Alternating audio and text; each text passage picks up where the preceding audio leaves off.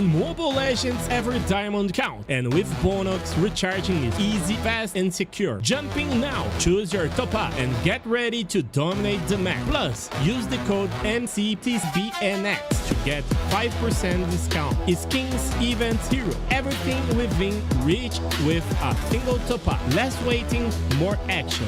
Recharge with bonus and play it at next.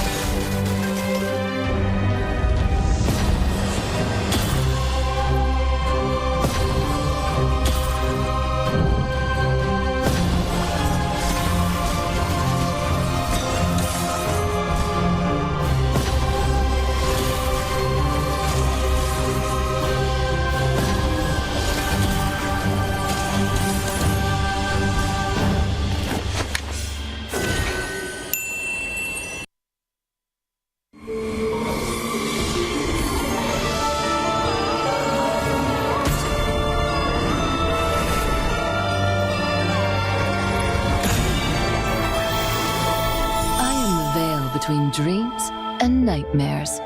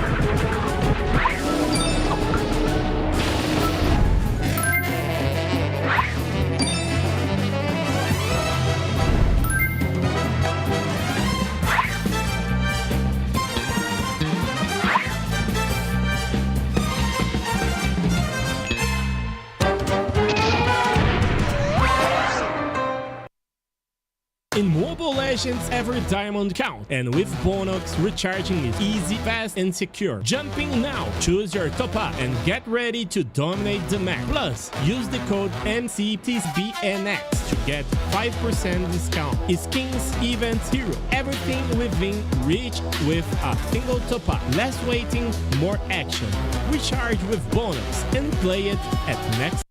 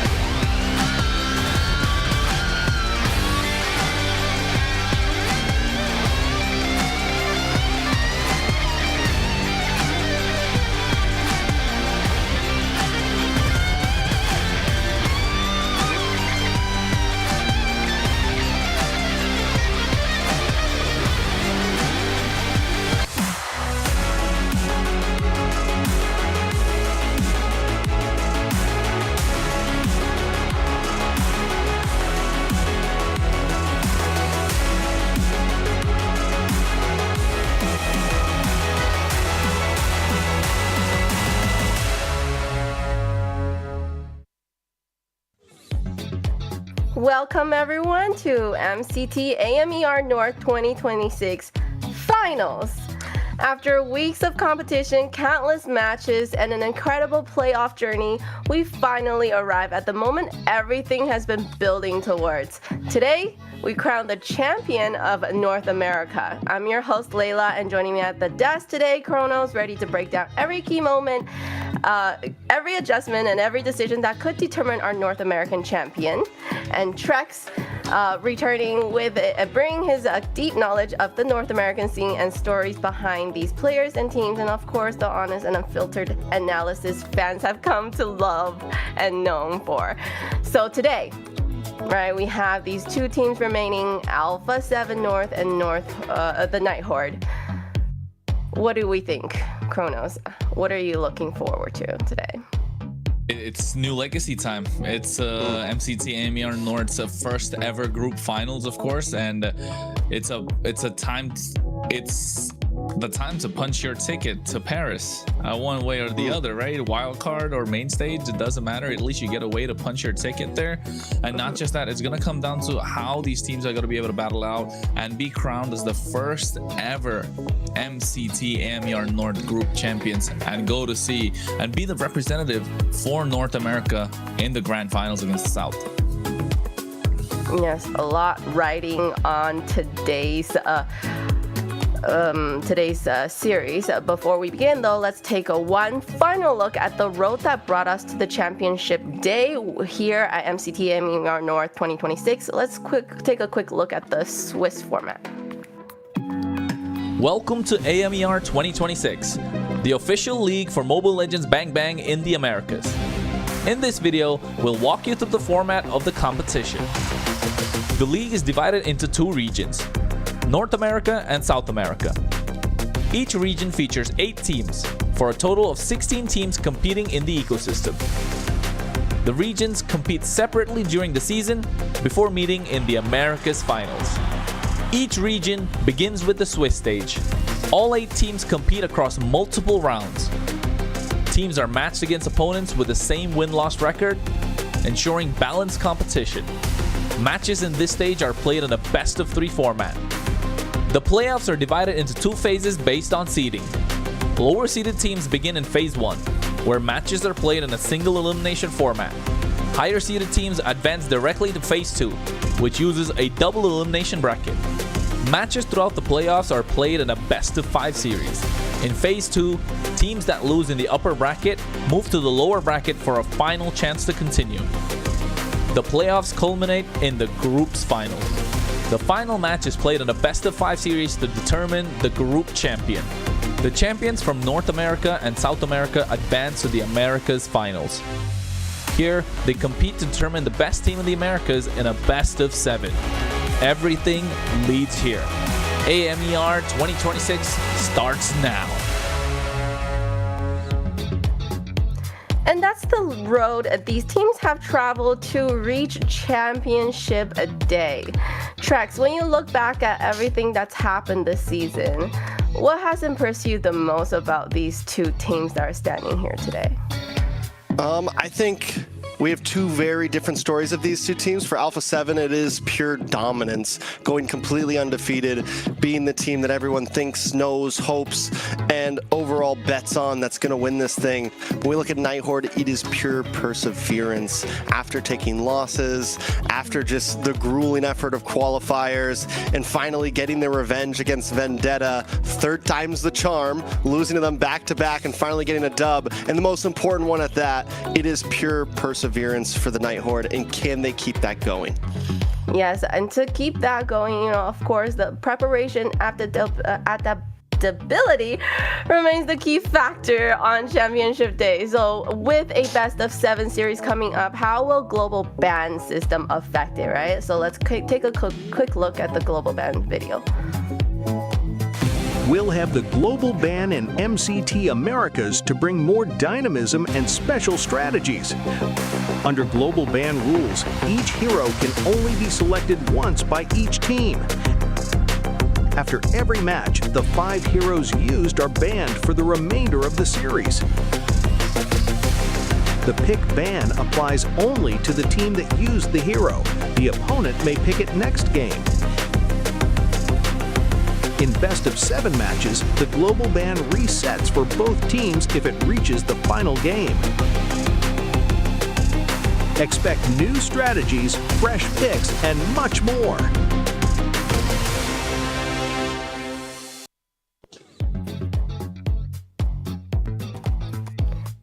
And let's quickly look at the bracket. The bracket is nearly complete. After weeks of competition, countless matches, and unforgettable moments, only 2 teams remain.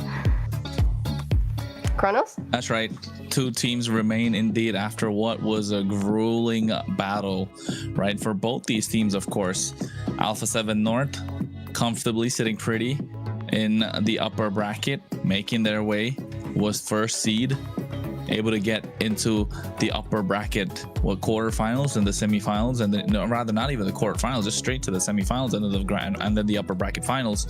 And now looking at the regional finals that for MCT AMER North. Meanwhile, as Trek said, the Night Horde, grueling perseverance, dropped down to the lower bracket. They did finish seed 2 though, entirely in MCT AMER North, right? And then after that, that's to go through the lower bracket crawl. The Cinderella story run is alive, beating 95 teams to get to this point. You can't write a better story. You cannot write a better story if you're looking for a team. And when you're a team that's just looking at the stream right now and watching like, hey, we want to, play in the MCT next season. If Night Horde are not an inspiration to you, I don't know what else will be. Yeah, and looking at today's schedule, that's it, right? Just one series, one champion, Alpha 7 North versus the Night Horde. The winner goes on to MSC, which is gonna be amazing. But before that even happens, this series today, best of 7, we were talking about the global ban system, and I want to get Trex your opinion now that the game has gone all this way.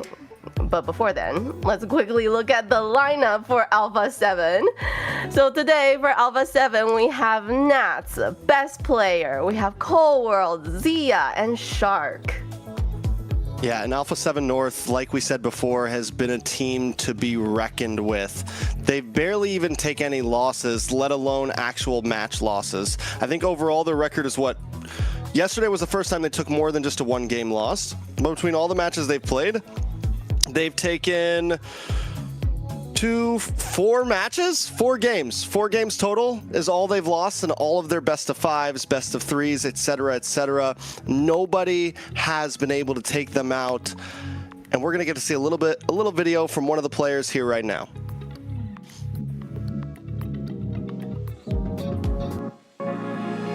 First, I would say on the roam, Merlin, because I feel like Merlin is one of the best roam right now. And for the gold lane, it was Melon, because he has a potential to be one of the strongest. And then for an XP lane, I would say Merciless. And then for the mage, I would pick Churro, because Churro right now is the best.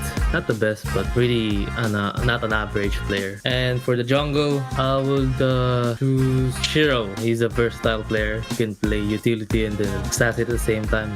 That's my 5 players to pick.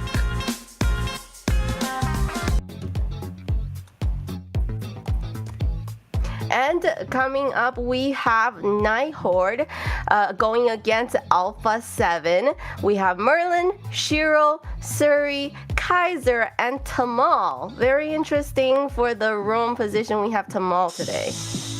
Why do they do this to us? Why do they do this to us? They had fantastic series yesterday, and then all of a sudden they throw a curveball in their grand finals, swapping out not just one. Okay, they swapped out 1 player, that's RR, but they shifted Merlin from roam to EXP, and then I got Tamal back in the roam position. It's a mixed bag. It's a big risk, but where to risk it for the biscuit in game number 1? The best place to do it, of course, the Night Horde, making their way through the open qualifiers, a grassroots team of North America here to show out. And yeah, I think this is probably the best finish that we've seen from every single one of these players, apart from Shiro. correct me if I'm wrong, Trex, but I think that's the best finish for any of these players, right? Apart from Shiro. Yeah, and I think before you answer that question, also looking at what the Nighthawk are going to bring in, I think they're definitely going to be looking to pull off upsets, those tricky drafts. It's a best of 7 after all, and Merlin, he is an EXP winner. Moving into that direction, you know they're going to be able to play more clean. It just comes down to how Tamal can utilize those pocket picks in these early phases of the game. Yeah, and if Tamal can actually pull that off against Alpha 7, they almost did before. We've seen picks like the Jawhead is focused down on Azia from a different team, but still, we've seen the possibilities of how you can catch Alpha 7 off guard. We've seen the possibilities of how if Alpha 7 does fall behind, they can sometimes not do the greatest under pressure. So Nighthawk bringing in Tamal here, we don't know if this is a permanent sub, if they could be playing head games, but we know that the Nighthawk likes to get tricky, and it's a best of 7, so what better time than to do that now?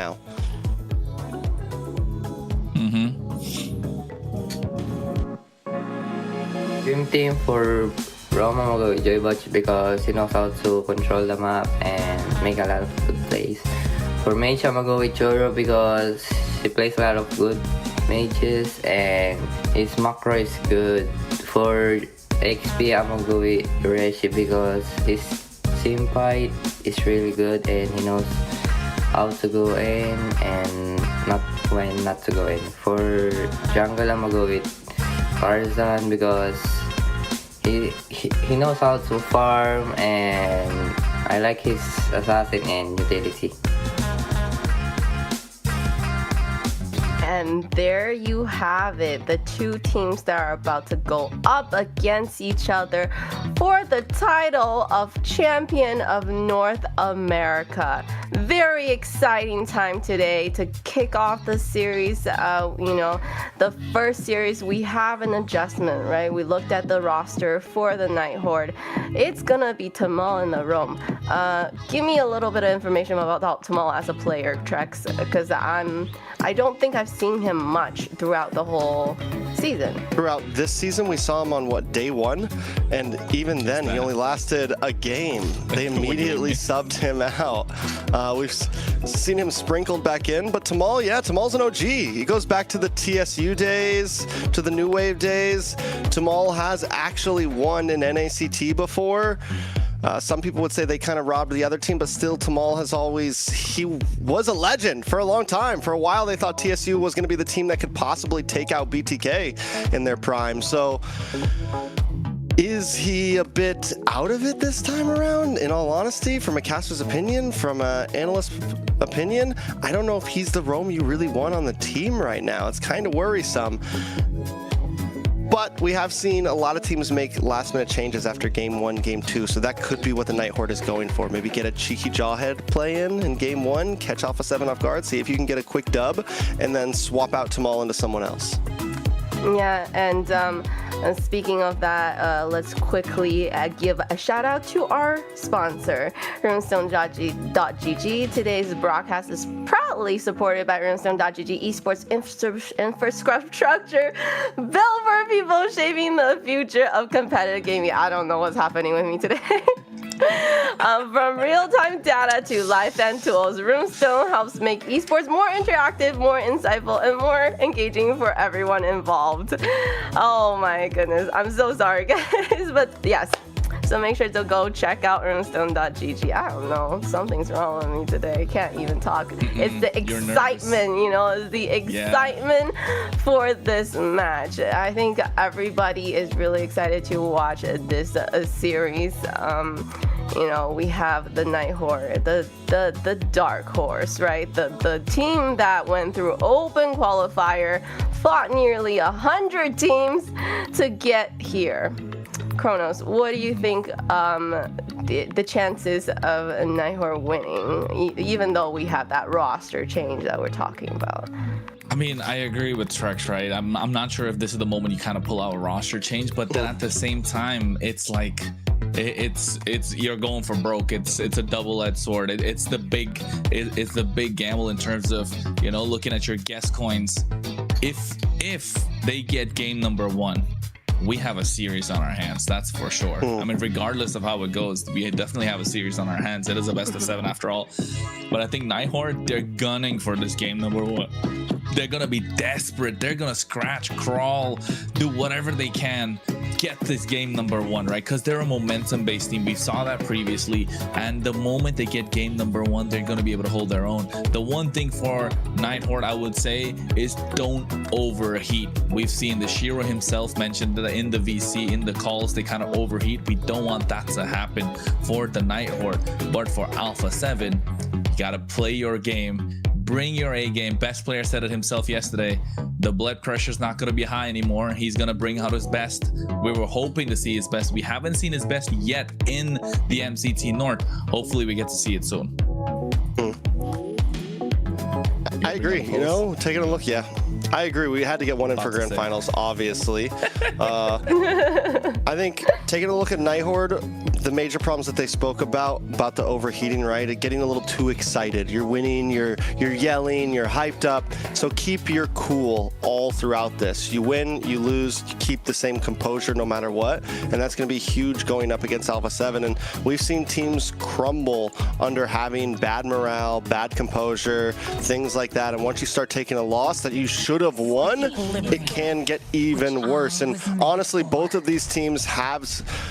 Alpha 7 hasn't suffered from it this season, but we've seen these players suffer from those same kinds of mistakes. So far, Alpha 7 has played clean.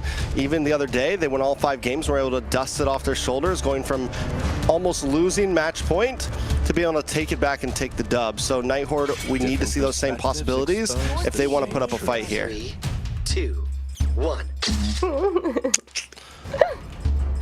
That's a good picture, guys. All right, so Alpha 7 will be blue side up front. They will take the first pick. And for the first time this whole tournament, we're seeing 4 dots above those logos. This is a best of 7, could go the full distance. We might break 5 games in terms of overall bans in the global ban system. It's going to be intense. Yves ban and Phobius from the side of Alpha 7. Marcel going to be followed up by something else here on the side of Nighthawk. Yeah, The question is, are we going to go?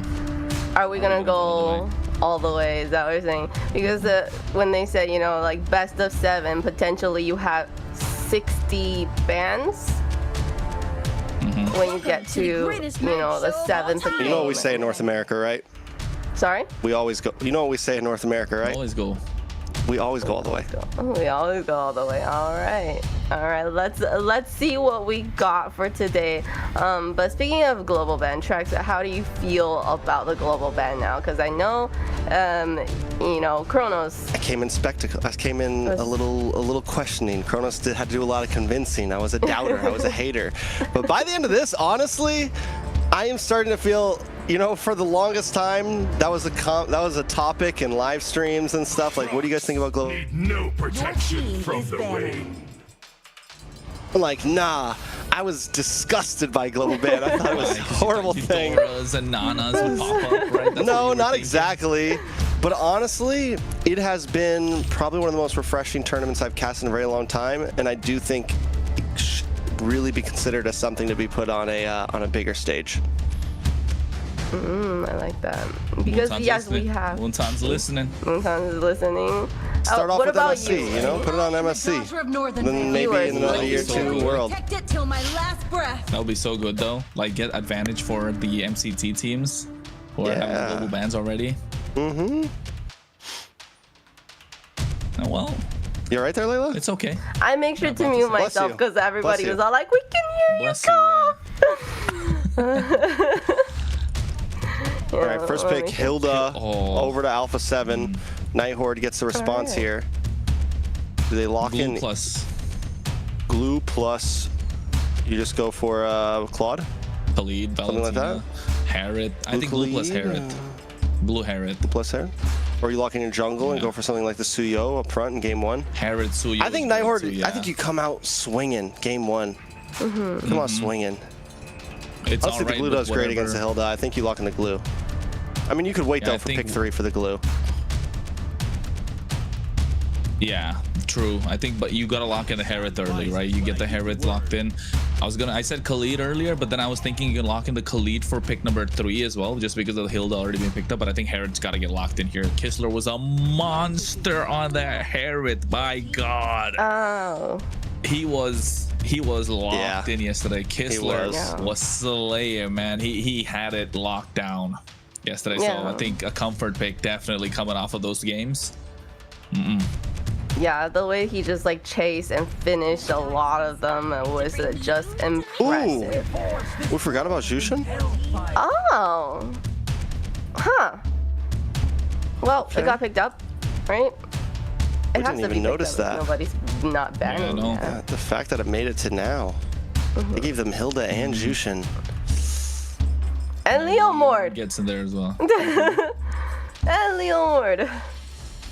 Alpha 7 do look strong though. Alpha 7 do look strong with that, and best player always looks better off when he is stronger, right? On the front foot. I think glue. I think just pick up the glue here. Yes, the Zetian's great, but then you do have a couple of more options for the mid lane. So I think just you have the Valentina, the Zetian. There's also the Katira. There is the Lilia, I was gonna say, but they pick up the Lilia anyway. The Lilia Khalid combo has looked very good, I'm not gonna lie. It's hyper aggressive, it's very prone to getting first bloods within the first minute or two. There's just so much damage between those two heroes at level 1 and level 2 that it's, I mean, you could just, you get a skill off from both of them, you land 2 glooms and all of a first skill and you're pretty much dead.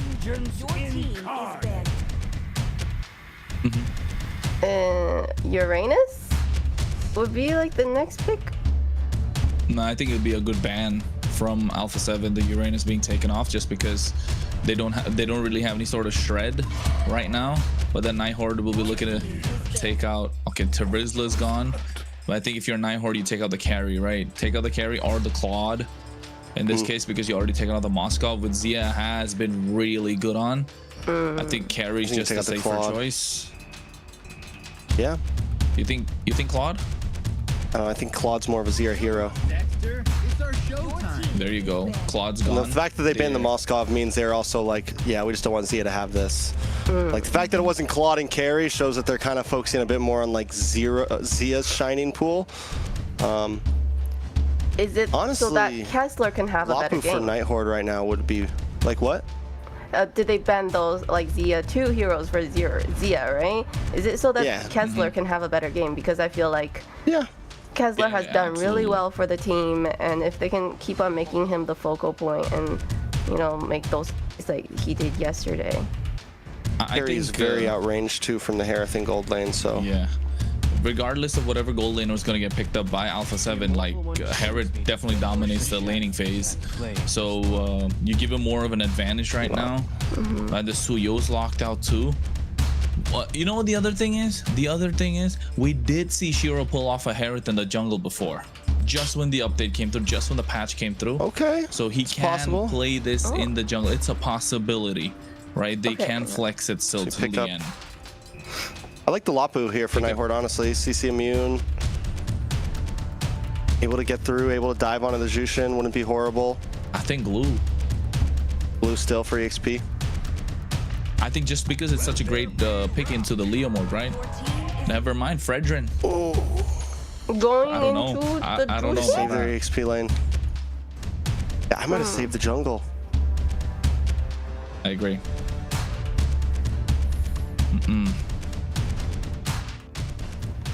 I don't know about that. I mean, I don't. The more we look at it, like there's the Hilda for the poke, then the Paquito as well now to add a little bit more poke to it. He's got he's got a damage buff. Yeah, he's got a damage buff. What is this, EXP lane Paquito? I think EXP Paquito. The slayer of gods. Obsidia. Okay. It does great into the Herod too. Obsidia does great into the Herod. The Hunts of Bone can lock him down.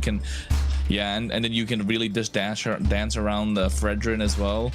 The only problem you see is Lilia on the other side right now. If you're a Nighthorde, you want this Lilia to have a really good game, so you can kind of get that big dub for yourself, especially in game number 1. But I don't know, they're already looking like they want to absorb a lot of damage. They need to play super aggressive in the early game. They have the roam, they have the jungle, they have the mid lane to play aggressive. Now what can they put in the hands of Merlin?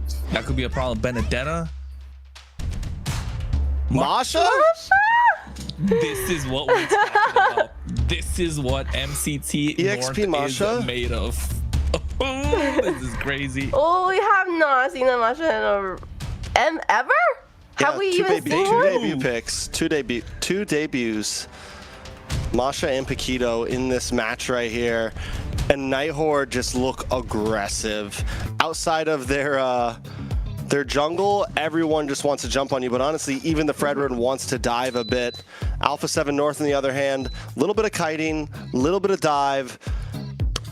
Honestly, both comps, we're looking at this could get messy. This could get messy. A lot of back and forth, a lot of tap for tap, a lot of just quick jabs from both teams. It's going to be interesting. And it's debut versus debut in the XP lane, matter of fact. Layla? That's it. Thoughts? Take us in. No thoughts. I just want to see this because of the debut heroes. Let's go. Ladies and gentlemen, it's time. Every competition begins with a question. Who will be the first team to be the legacy of the region? Tonight is the very first MCT North finals for the particular region. And of course, we're talking about a contender that's come through the open qualifiers and an invited team going head to head for a spot in the mid-season cup. Game number 1 of this best of 7. The first best of 7 we get to see in the global ban phase for the North American side of things. Let's get it. Okay, jumping into game number 1. I like it. It's a vibe. The Nighthorde with a fast-moving composition, but it's not like Alpha 7 are going to be moving slow either. You have a mid laner that can kite very well, keep it moving. You have a Hilda up against a Khalid and a Lilia. I mean, these are two hyper-aggressive core mid lanes here that are looking for plays around the map. Wave clear, he's going to go to whoever I feel like a lot of it just comes down to micro, honestly. Tamal wants to move in, but it's hard for him to do it. In terms of wave clear, we're already seeing best player steal some camps here. May have a little bit of a faster position over the Fredrin. Oh. If he steals this camp correctly and Alpha 7 can stop the Fredrin from coming and stealing the Lizard, it might be a decent advantage for the Nighthorde before the Turtle. And yeah, I think that definitely helps out. Helps out and amplify their chances. But one good thing for Alpha 7 is the fact that it is a dangerous grass map, right? And you know Shark's gonna be super aggressive on this hill. And take a look at the emblems as well. Nothing too crazy. Support emblem on Shiro.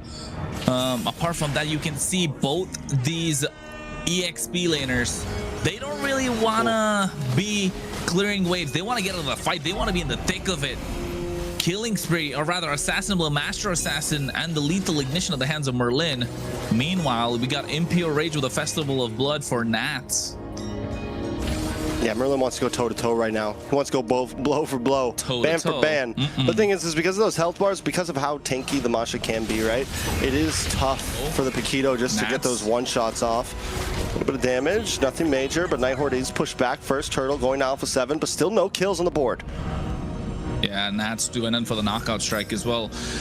Trying to catch him off guard. It could have been disastrous if they got caught in the knockup, but nothing. Just get the turtle. It's slow. Both teams biding their time, not looking to make any mistakes. Don't want to give away any sort of early advantage. You know Alpha 7 North can run away with the game, especially what they have. Here comes out the Steed as well. Tamal being pushed back at the same time. You can see best player has to make it our harm's way. Quick sand guard coming in from Tamal, and Shark goes in. Looking to take him down, and that's first blood in the hands of Alpha 7 North. And Shiro looking to pull one back. Just not going to be able to do it.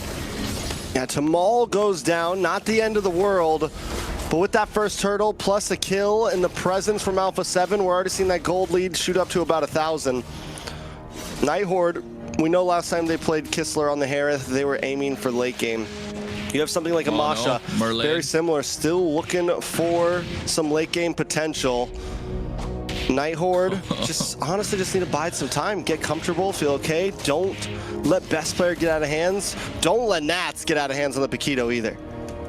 Yeah, I think definitely that's one of the important factors. You see already they're trying to pounce upon him.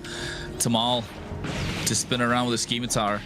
try to zone out Nats as much as possible, unlock Merlin. The moment Merlin's not attached to his lane, it becomes a problem, right? He's breathing down the neck of Alpha 7 North, and you can see already they're going at it, thunderclap after thunderclap, but Nats might be able to get away with this one. Goes for a jab. Oh, the 1v1s is what we want to see, but at the moment, it's more than the 1v1s. It's entire team play coming in from both Alpha 7 as well as the Nighthorde. Who's going to be the one to get some sort of advantage early? Alpha 7, oh, on the top side, forcing a flicker from Merlin, and now looking to invade into the purple buff at the same time as well. All right, so what do they do from here? Can they contest this? Nighthorde gave up the last turtle pretty easily. You got the Brethren. This is something you should really be fighting for. A lot of damage though on Shark. Shark unfazed. You can see the Lantern coming out from Cold War. This becomes a problem. Brave's Wrath already dropped down Zaman Force at the same time. Tamal trying to buy some time, but Shark gets to the back line and able to take out one. And they follow with another Merlin, looking to catch Shark off guard. Siri trying to buy as much time as possible. Zia comes into the fight, picks up one. And that's 4 members down and out from the side of Nighthorde. Alpha 7 in the driver's seat. Shark was headhunting. He's been headhunting. He's 2-0-1 right now on this Hilda. He got pushed out of the jungle, but once he knows Shiro's health is down to about 10%, he's like, wait, I'm coming back for more. Nats just locked in the Hunter Strike. Cold World also picking up the first item. Alpha 7 on a roll right now. We were just looking at a 1,000 gold lead. Well, now that's 3.5 times more, almost 4K into their hands. Warax locked in for best player.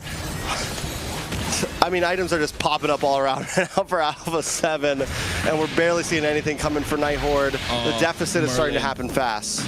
He's trying, right? Merlin's trying to take down Nats with the Thunderclap as well. Doesn't have enough energy to go for it, but Nats has been doing a fantastic job trying to keep him at bay, and all comes out of the credit in terms of what the emblem setup is as well. Goes for the Impure Rage, went for the Festival of Blood, so going to be able to sustain quite a long time. And I think that's an important factor to keep tabs of, just because of the fact that Alpha 7 is not just about the micros, but also how they're prepared going into every single. They're not phased by this mashup coming out from Merlin whatsoever. All right, so Nighthorde, with the fact that they're so backed up, this isn't the first time they've been in a position like this. They've lost 2 towers. If they can keep things from getting out of hand, the problem is there's still another turtle plus a Lord, and they've already lost the tier 3s on both sides. They're already down to a 5K deficit. It's a tough spot. If things continue like this, by first Lord, they're going to have barely anything to defend with. So they've got to slow play. They can't fall into these traps just like this. Yeah, nice knockout strike as well, getting the knockup onto 2 members. The Lantern's going to be a problem. It's a slow chokehold coming out from Alpha 7 right now. They've got a 5K goal lead. They're sitting comfortable. They don't really have to take any risks. It is the finals of the MCT North. They've taken the tier 2 on the bot side, slowly choking out Nighthorde from their own jungle, the neutral objectives. Next thing you know, they're not going to be able to walk up to the minions as well. Here comes out a Steve from best player. Nice use of Raging Sandstorm. Brave's Wrath drops down just to be able to get the clear. And look at Nats, he's going in, trying to get them taken and down low. Zia flickers out of harm's way as well. Shark looking to flick from the side when the opportunity presents itself. And Alpha 7 North trade HP and walk out. Yeah, but it was a close call there. The problem is how does Alpha 7 North do that so well? Trading shots under the tower. I mean, Cold World goes down to about 10%, just gets away. Nats as well, able to just get away. Nighthorde was outputting, spent everything they had. It's getting closer, but it's still very hard for Nighthorde to try to do something like that outside of even under their tower. Best player gets a turtle once again.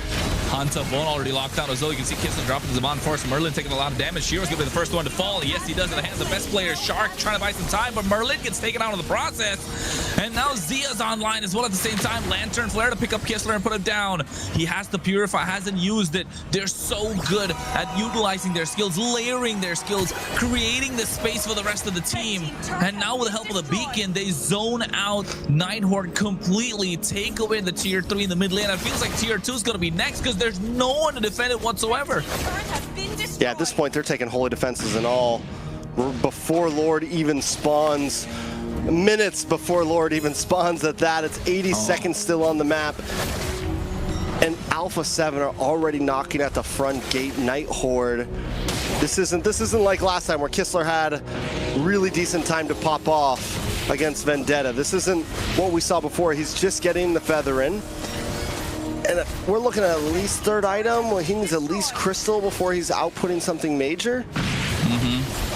Definitely, at least the crystal for sure.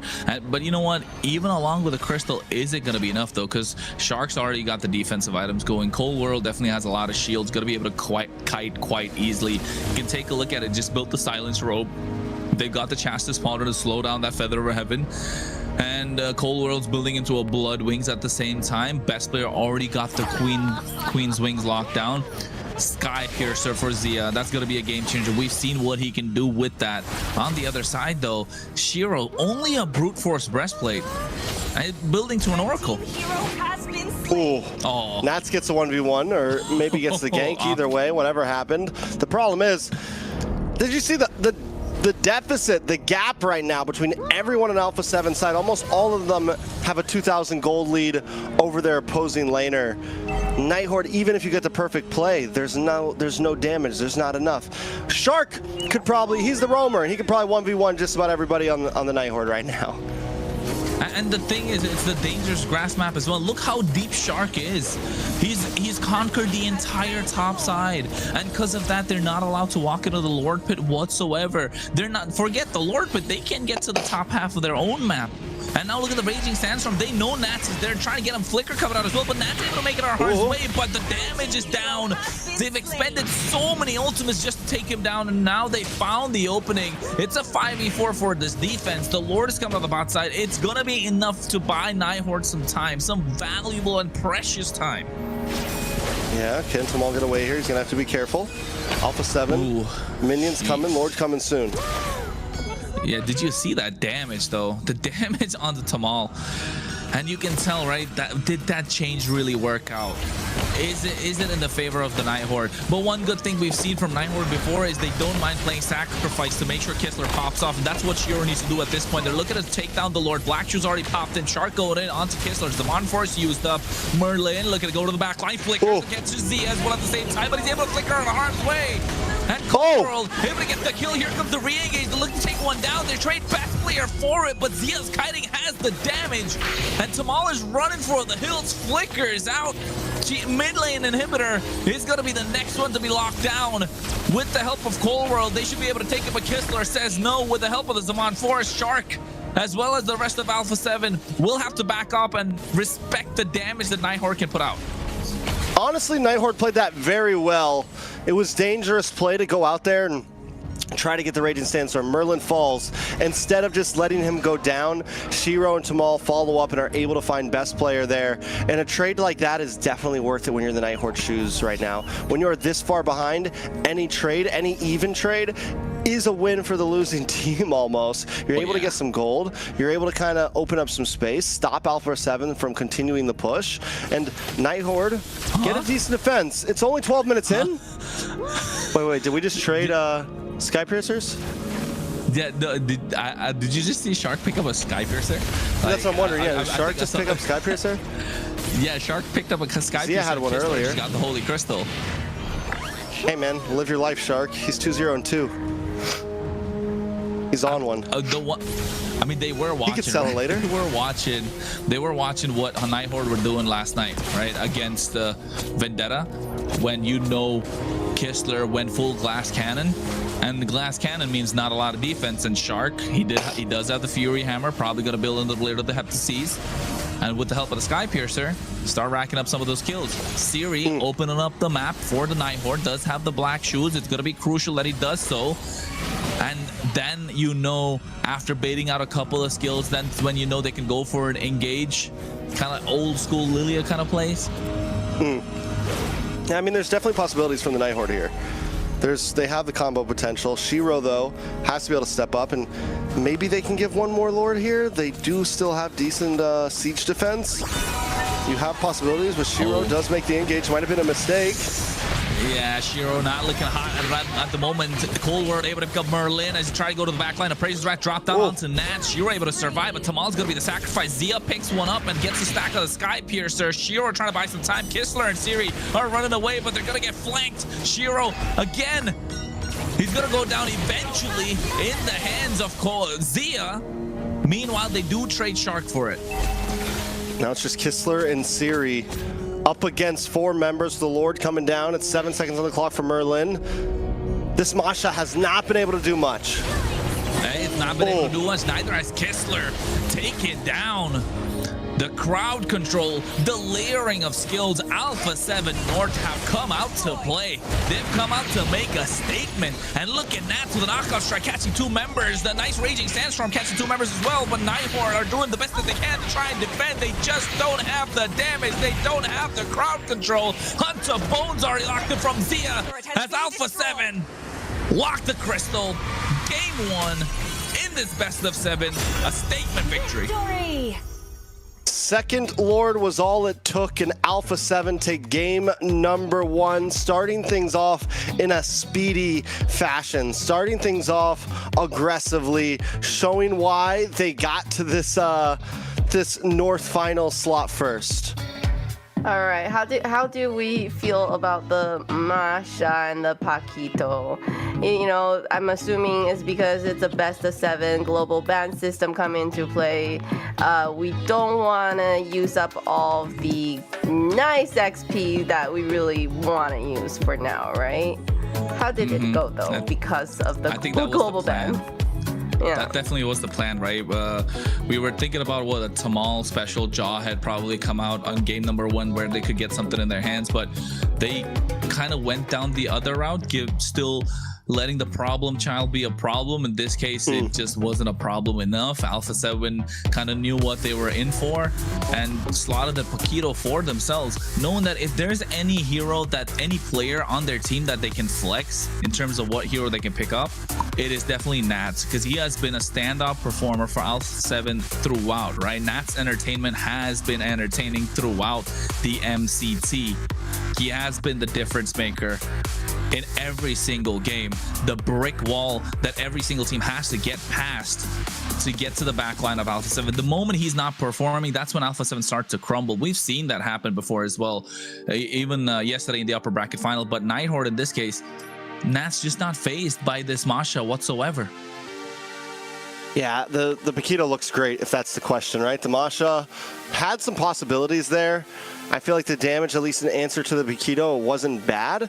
But once Merlin started falling behind, there was no real answers. But the Paquito, I could see it get played again and wouldn't doubt it, right? Especially if Nats picks it up.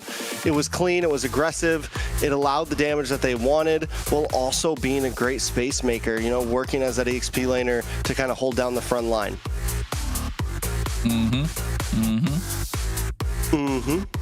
And the Nighthorn, they I know. Yeah. The Nighthorn, you know, it's kind of like looking what happened yesterday, but unfortunately they couldn't stay centered, you know, get into that flow state. From what we saw from them yesterday, you know, even though they were backed up against the wall, they could still hold it together, stay centered, and turn that game around. Fortunately, this game, that just didn't happen for them. All right, so where do they take it from here, right? Alpha 7 completely dominates, finishing that game with well over 10k gold lead almost. Most of the game, the gold was never going down. Towards the end, at a steady 8k plus, I mean, Nighthorn just, it felt like they didn't stand a chance. It felt like Alpha 7's just like, listen, you never should have got here. Nighthorn now needs to kind of prove themselves. I think my question really, Cronus, is do we think Tamal was a problem here? Do we think it was just overall comms between the team, draft, you know, where exactly did Nighthorn really fall short here?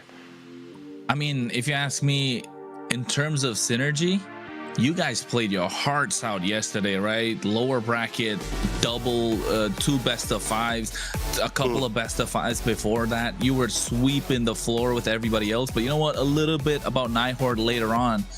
MVP of this game, Zia, another consistent performer for Alpha 7 North. If there is, when the brick wall falls down, when the brick wall has been ran through by the opponents, They've got to get through Zia, and Zia has been the cornerstone, the pillar of Alpha 7 North, around whom the entire composition is built to make sure he is allowed to succeed.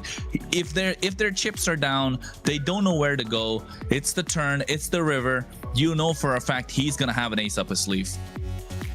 And Zia seems, especially the Subsidia pick, it's something that none other teams have really been super successful with, but Zia just, the pockets run deep right now in terms of what he can pull out in the gold lane and still make it very fearsome. This is game one. He's using an Obsidia and he's comfortable with it. Still has multiple other quote unquote meta picks that he can pull out of his hat. And that's a scary spot to be if you're Nighthorde. Very, very scary point to look at if you are the Nighthorde, because not just Obsidia, it was also what the Paquito being picked up. The only kind of, I would say, the power pick that they had was the Jushin for themselves, the Leo Mord. Apart from that, the Hilda, yes, but the Hilda is usually not let through in the draft phase. And if it is let through, you pick it up first thing, prioritize. It doesn't matter what's there, what else is there, because you want to make sure you're maximizing, especially in dangerous grass, right? That's another thing to look at. The drafting kind of not being the best for the Nighthorde. And again, getting back to what synergy they've built up throughout the entire lower bracket run. And now in the grand finals, when you know, like at this point, regardless of what happened, the players must be known how to communicate without really saying much to each other, right? They've been through quite a lot, and I think in the grand finals making that change does hurt. And another point to note that Tamal is not played with Siri, because Tamal, when he started, he was playing with Colleen, and now Siri's coming through into the playoffs. So that's another massive change to look at as well. How is their synergy built up? Have they been scrimming together? Ifs, buts, and maybes. And I think that risk doesn't seem to be paying off at the moment. Tamal wasn't there when they were getting into the flow state. Exactly. Look at Layla. She's just like, I'm disappointed. When Nighthorde are winning, she's so much more. Yeah. Come on, Nighthorde. Yeah, Come on. Say, Layla. Going into second game of this best of 7. Let's see what the Nighthorde can do, right? If Tamal can really get into that flow state with the rest of his teammates and make some great plays, because as a roamer it is very important. It's a very important role for your whole team. Think you could beat Tamal, Layla? No. 1v1? We'll show off, jaw Let me head get off. into my flow state, maybe. If we were doing 1v1 Angela, maybe. Okay. Who do you ult? This is so random. No, that's because it's like one of the heroes. I don't play the setters and all that. I only play the supports. Yeah, guys, if you want Layla to play Angela for you, you gotta make sure you follow our socials. Right, Layla Baxo right there. Layla Baxo _ And make sure you follow these awesome casters that's been by my side throughout this whole season. And they are amazing casters, and definitely follow them for wild content that they put out. Wild. Wild. I know, right? Wild, for the lack of a better word. But hey, wild. Game number two, Alpha 7 Nighthorde prioritize blue side. They want that priority pick, taking out the Phobius, taking out the Kalea. Freya's gone on the other side. Jushin's probably gonna be next. And Broken Walls, Baksha could be an option for the Nighthorde. They do like picking it up, even if it's first pick or even if it's in the first phase, knowing the best player might not be risking it. There's the Hilda that's gone. But if you're the Nighthorde, what's the other pick that you take out? Do you start taking out, you start hacking away at Zia, right? Do you want to take out the Herod? Do you want to take out the carry? Or do you take out another early game, prioritize your, like the glue at this point? Or the Valentina, so you can get the Sora for yourself. So many mind games at play. So many possibilities, right? And it's only game 2. Nighthorde taking that loss. You can tell it's like we got to kind of overthink this a bit. Do we want to give them this? Do we want to give them that? What if they leave this open? You know, on the side Alpha 7, I think next ban probably has to be the Jushin, right? Yeah. Your team. Oh, Uranus. Then they give over the Hilda. Yeah, I think the Hilda's already banned out. I think they give the Harley to Shiro. Yeah, I think you can tell like Nighthorde are building towards the Harley. The Uranus is gone, the Kalea is gone. A couple of the counters for the Harley. The Jushin is still open. Now it comes down to Sir Rose. What is he gonna prioritize? Is the Jushin too expensive to give away, or is the Harley? You know what? Forget about it. Forget about it. Forget about it. Like they can't even trade though, right? They can't pick up the Jushin, so prioritize the Harley here. You just take Harley if you're Nighthorde. Yeah. Harley and Jushin in the same game? Sheesh. But then I like the Hylos ban just because of the fact that it doesn't amplify what they can put out. The Hylos Jushin combo, the Hylos creating the space for the Harley. You're dominating the river. Expose the same truth. 3, Marcel. 2, Marcel. 1. And Shark has been looking very good on the Marcel, Layla. I think getting just earlier today I saw a clip where Marcel saved somebody from Harley's ult with the golden hour. I was like, what? And then I was like, so impressed. I was like, so the Marcel, interesting. Okay, and the Harith. Oh shoot, Harith is. All right. Harith. You can tell the unbiasedness is starting to show. The shoots are starting to come already. Yeah. Too. Yeah, I'm about to say. No, but I think Alpha 7 are starting to get comfort picks, right? Shark is getting better and better on this Marcel. It's a hero that I needed to figure out, iron out all those wrinkles, and now all of a sudden, Marcel. Yes, Marcel is a really strong roamer, kind of busted, but starting to get better and better in the hands of Shark. Harith. Do we really need to talk about that hero at the moment? It was standout hero for this entire weekend. The Jushin as well as the glue being locked in. So this is good. They're able to create some space. Disruption definitely there. And now if Alpha 7 decide to go for a Basha, it's not going to work out. The Suyo is probably one of the only other options left for best player if they want to maximize what they can do in the jungle. But already taken care of. They have loads of magic damage on the other side to counter him. And I think at this, I still think the Suyo's not a horrible pick. They just need to think about how they approach it. But you do, jungle might be the pick to lock in now if it's going to be the Suyo. If it's something else, you can always kind of just wing it, but it's kind of tough. I think Suyo has your best bet. Maybe the Hayabusa. Hayabusa could be another option. Go for the Gwenny. More magic damage though. The Guinevere's nice. I like it just because of the fact that you have that spatial migration, right? That extra clone to kind of like be able to get out of harm's way very easily. And it gives the option to make outplays. The only thing is now, what are you going to pair it up with to be able to amplify that Violet Requiem or keep them in these fights longer? We've seen the Kalea get picked out to pair up with the Guinevere.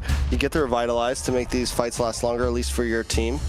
You have the heal. The option is definitely a chance. You know what I'm thinking? Clay's ban. You know what I'm thinking? Belleric EXP. For Alpha 7? I mean, we've seen enough of Belleric to maybe, I wouldn't be surprised if they pull that out.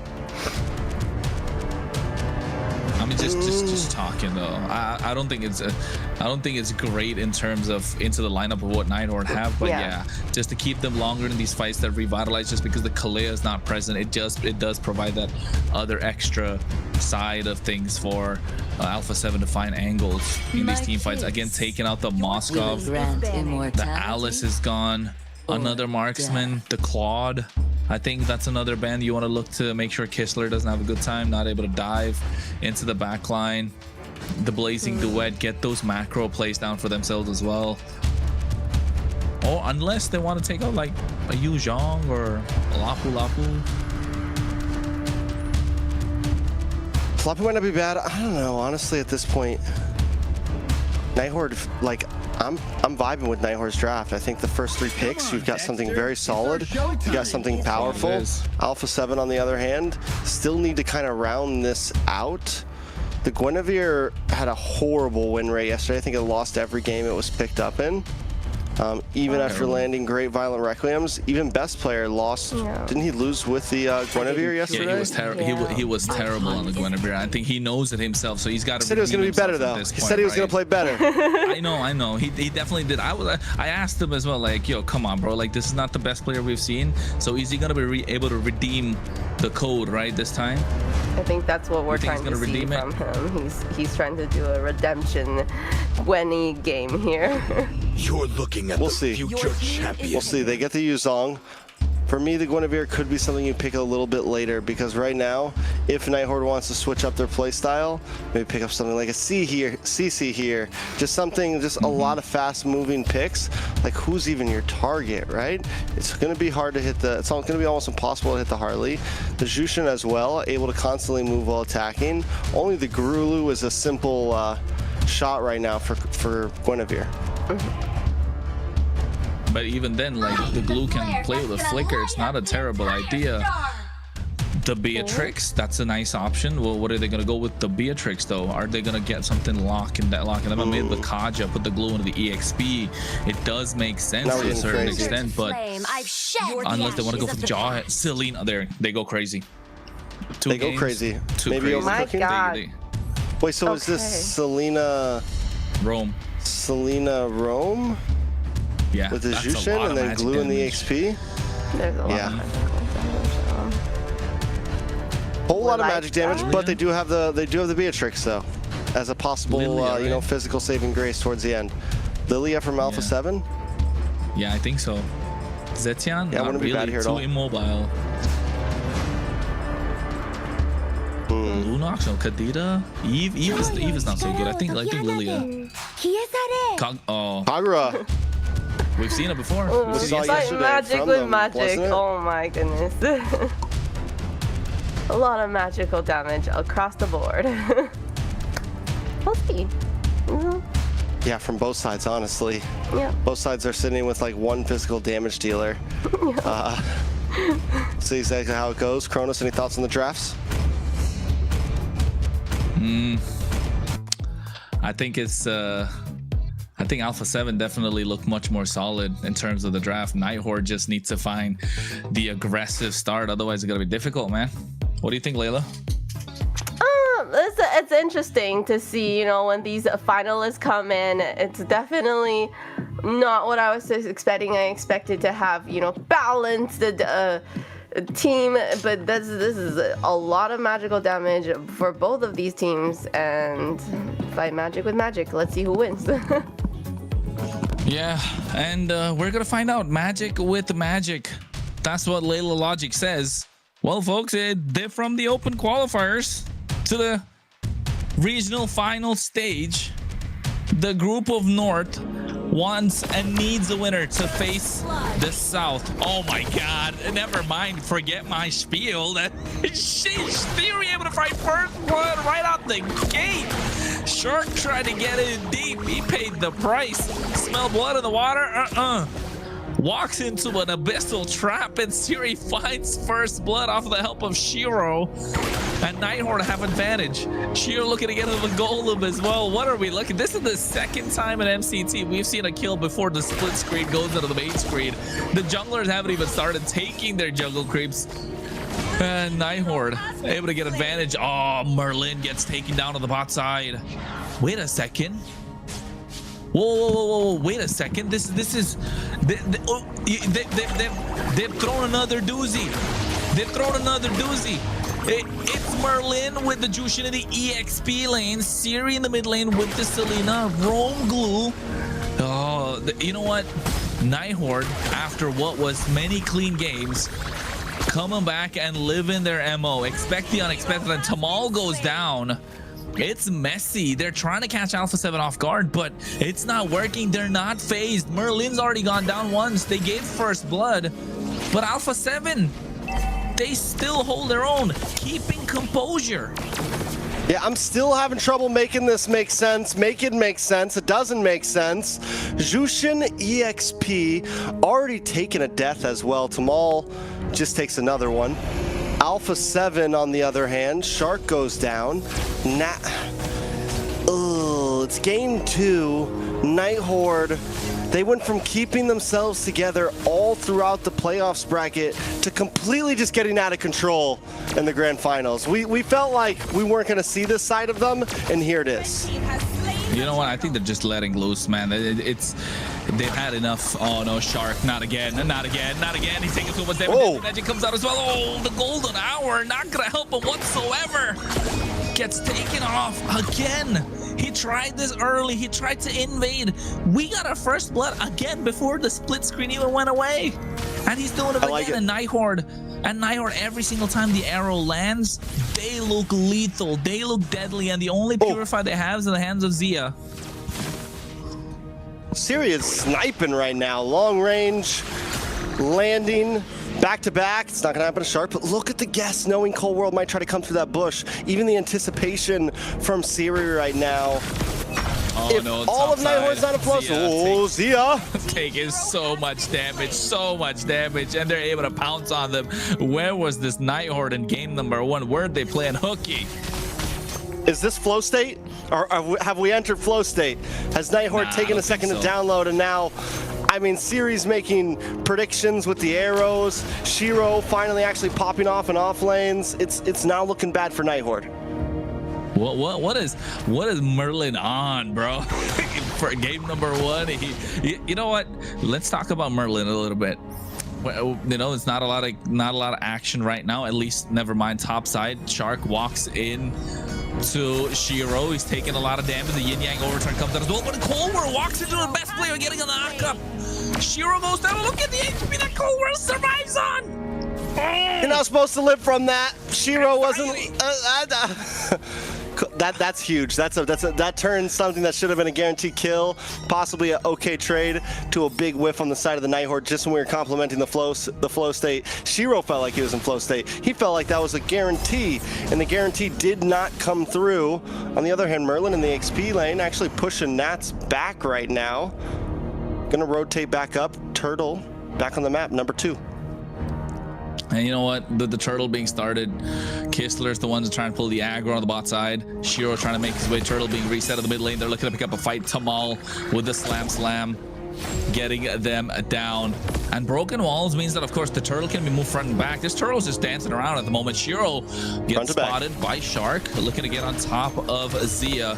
Only has a purify. Turtle still being pulled away. A reset once again. A slam right on top of Shark. He gets there with the help of the grab. Banish Rage coming out as well. The Black Dragon is unleashed, looking to zone out the right members. Tamal's the one who's going to get caught. Zamanforce dropped down. Here comes Spatial Migration. And Cold World able to pick up the kill, but the golden hour coming through.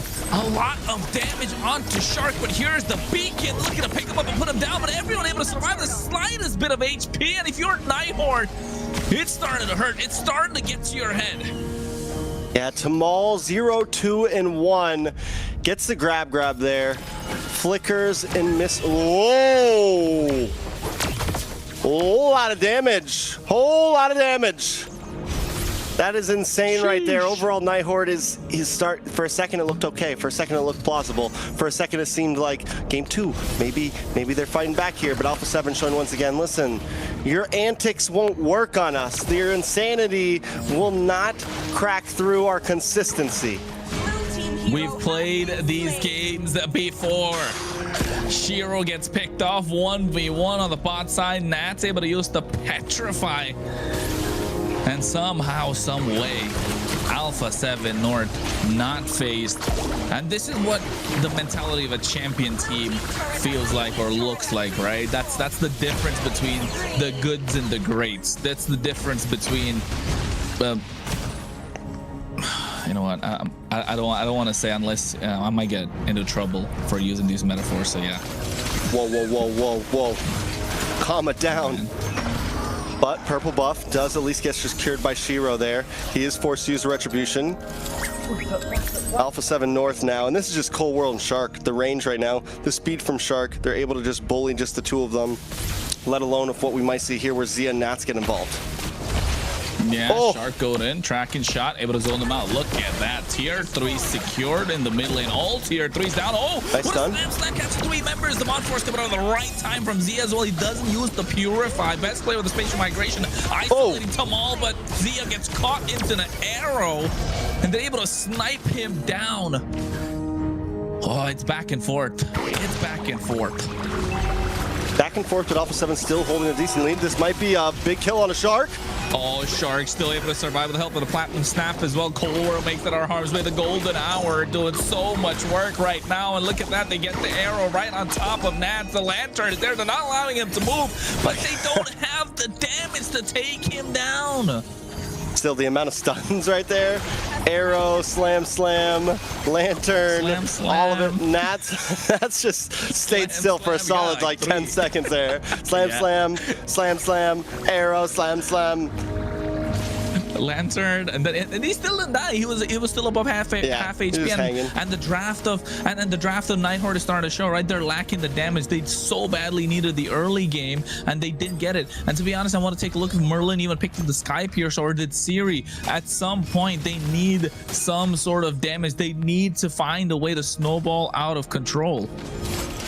You remember for about 2 weeks in the beginning of the season, Harley felt unbeatable?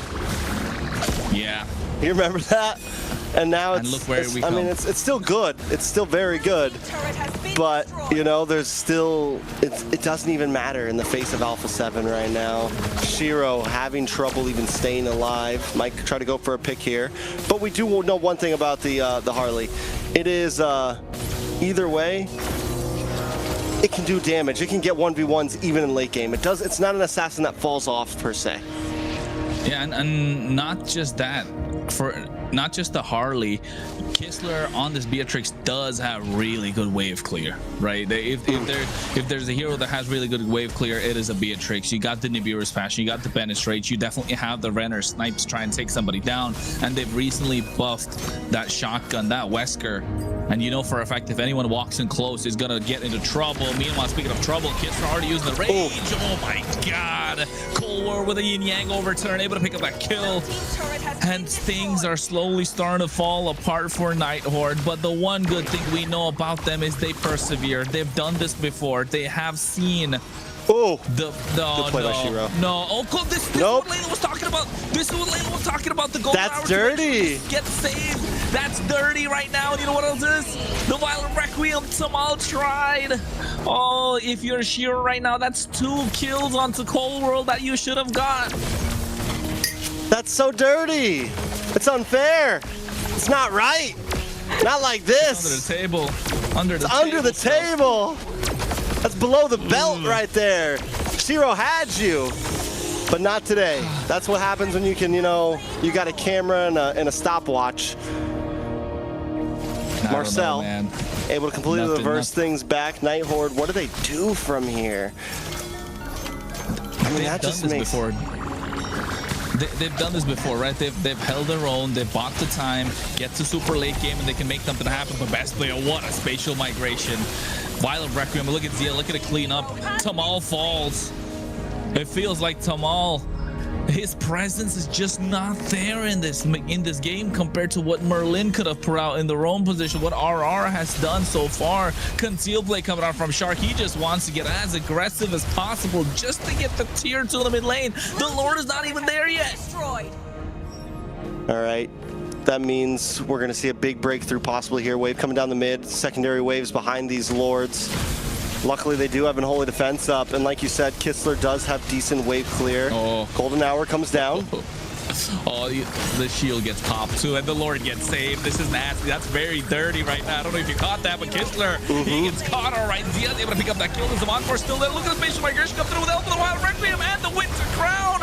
Oh no, Nighthorde are falling apart. 3 members are down, and all 5 from Alpha 7 North are standing. Shiro's trying to buy some time, clear the waves. It's not gonna be enough.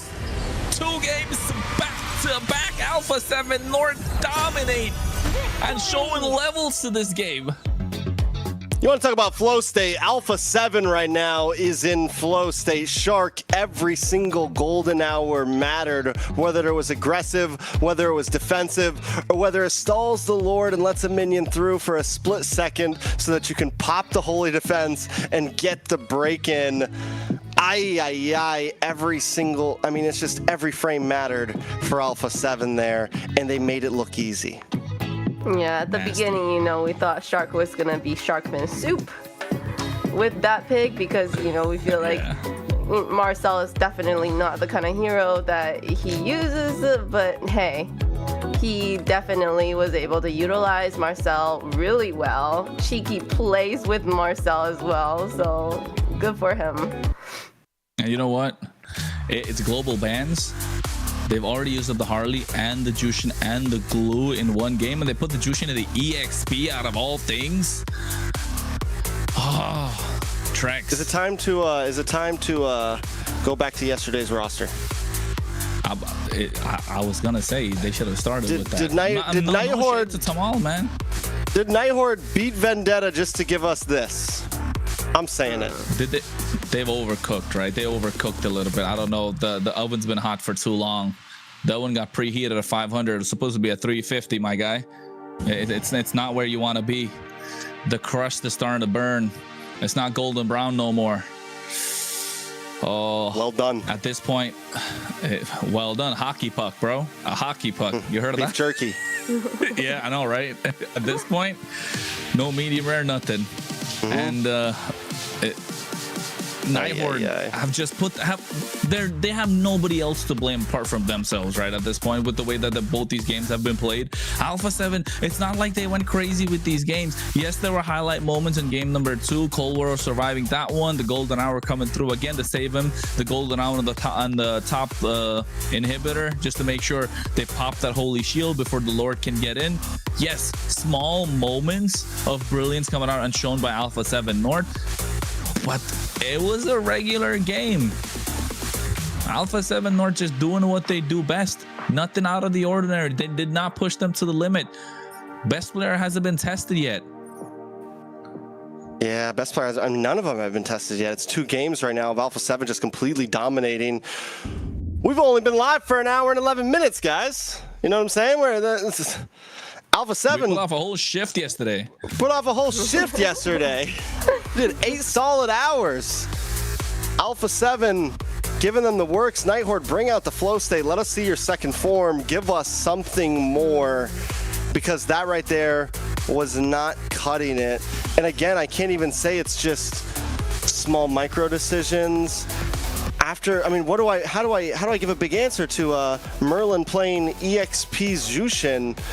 Cold World, on the other hand, had an amazing game. Kagura hasn't always had the best moments, but Cold World has been showing up on it, especially in this game here. 5-0 and 3 was just constant pressure, able to outrange the Jushin, able to stop the Harley in its tracks, able to kind of just keep them at bay and get those items in so quickly that the damage was coming soon. Picks up Sky Piercer Kagura at that. I like Sky Piercer on Kagura. Yeah, I know. I'm saying it's aggressive though, and the fact that they didn't give the Sky Piercer to someone else to flourish on, it's like, listen, Cold World, you're going to do this today. Now imagine she also had a flame shot instead of Flicker. Hey. You take the weapon. It's on you today. Prove yourself. Yeah, Layla, and you can tell with a performance that they put out as well. MVP, Cold World, these golden hours, man. The golden hours come in clutch, able to survive. And need we say anything more? It just felt like they backed themselves into a corner. Off meta picks, off brand picks. Yes, we're talking global bans, but I mean, it could be a strategy. They don't use the great picks in the first half of these best of 7, and then we get to see who's not using the great picks. I mean, Beatrix, they could have used the carry. I don't know. Can we even justify the Jushin in the EXP lane? They used the Jushin they used up their Jushin just to put it in the XP lane. They used the most banned hero currently just to put it in the EXP lane. I'm sorry, I'm not going to sit here and defend that. No, and like you said, did we go through the 8 hours, 12 out of 15 games yesterday, all for this, right? That's the question right now. Nighthawk are a great team. We've seen them play at the highest of levels. When they're locked in, they are locked in. What happened today? Where is RR? What happened to RR? I need answers. I'm trying to find out. Okay, that would be good. It would be great to know what happened and for the reason for that roster change, right? It was really unfortunate, and I think all of us here are hoping that we get that Nighthawk roster that we saw yesterday, because I think they would have given us a show. Fight. Unfortunately, Answer is banning. is it happening? It's not. I think Tamal's with us for the whole series. Tamal's vibing. He's hanging out.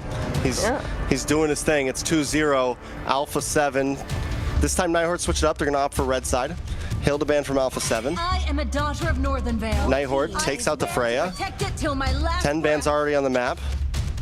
If it continues this way, we still won't get to see what 6 bans of Global Ban look like.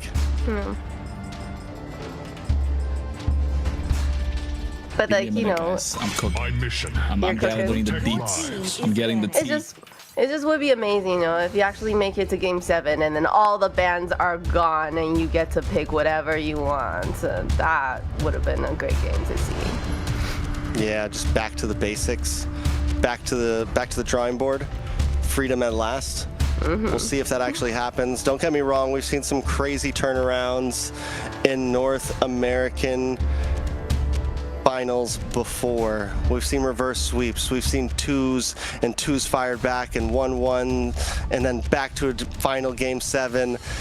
But the way this is looking, it's tough, right? Nighthawk, on the other hand, those last 2 games weren't even, we didn't, you know, they weren't 20-minute challenges. They weren't things like that. It was Alpha 7 just dominating.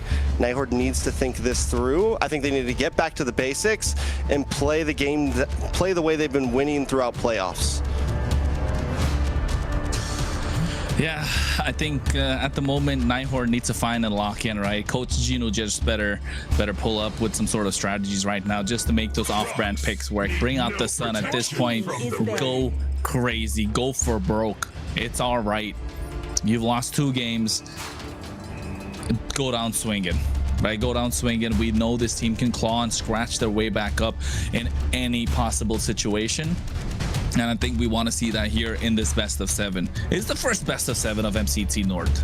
It's the first best of 7 for the MCT overall. You know what? We want to see 7 games. Are we? I don't want to say it, man. I don't want to say it, but it's looking like we'll just watch them on Sunday. I think the chat, yeah, the chat's feeling it already. And you know what? Yeah, folks, don't forget, we still got the South coming in tomorrow and the day after. But right now, it's all about the North. It's all for the marbles. It's all for that ticket to Paris, France. Hilda, Hylos, Basha, the beefy boys taking off. Meanwhile, on the other side, Freya, Harley, and Khalid. So not a lot of early game pressure. They want to alleviate early game pressure from either side. Valentina is left open. They picked that up, and now all of a sudden, Alpha 7 North already look like they're cooking. Yeah, Nighthawk can have access to the Eve here, right? But with the Valentina already picked, Alpha 7 feels comfortable about it. And this is a pretty comfortable pick for Cold World as well. Something similar to how Yato sometimes will pick the Valentina over the Eve and certain other powerful picks like that. The question is, does Nighthawk take the Eve? Do they go for the ZTN this time? So, they can wait for it for 3rd pick. So up front, do you go for the Suyo here? Suyo plus so, 1? Right? Suyo plus, what is the plus? Yeah, Suyo plus what? Carry, maybe go for the Claude. Your team is picking. For Dragon? I didn't like that. I think would have been so much better. Yeah, Claude, and then you lock in your Mage and save EXP lane for later. Claude yeah, here. I feel like Claude with the way that they're in the red they do side, still have a lot of EXP lane options. And they shouldn't be picking a hero without counter picking because they have the advantage on their side. Claude plus, they can say jungle to the end, to be honest. Fredrin is still available here. Leomord's gone, Guinevere's gone. They don't have the Basha, they don't have the Harley, no Suyo. They can Joy's take another blue here. option. Yi Sun Shin is an option. They can pick up blue for themselves.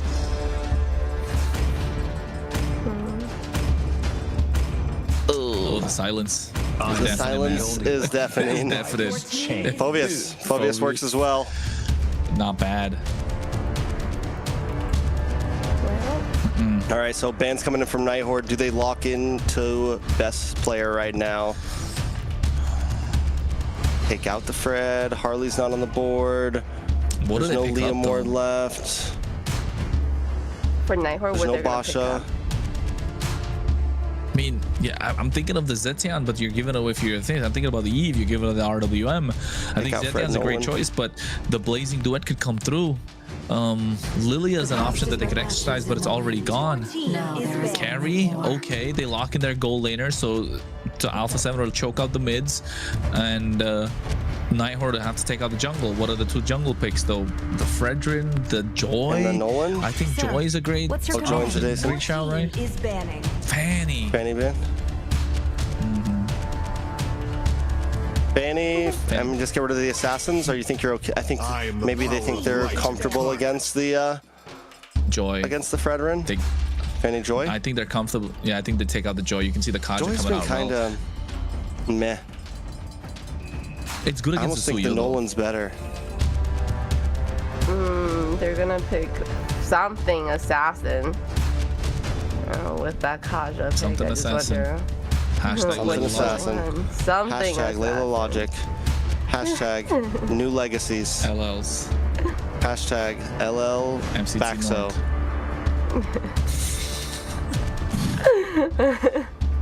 You should start a series, Layla. Layla Our Logic. series. the Layla Logic. Team is banning. Joy ban. Solid. Okay, there you go. Alpha 7.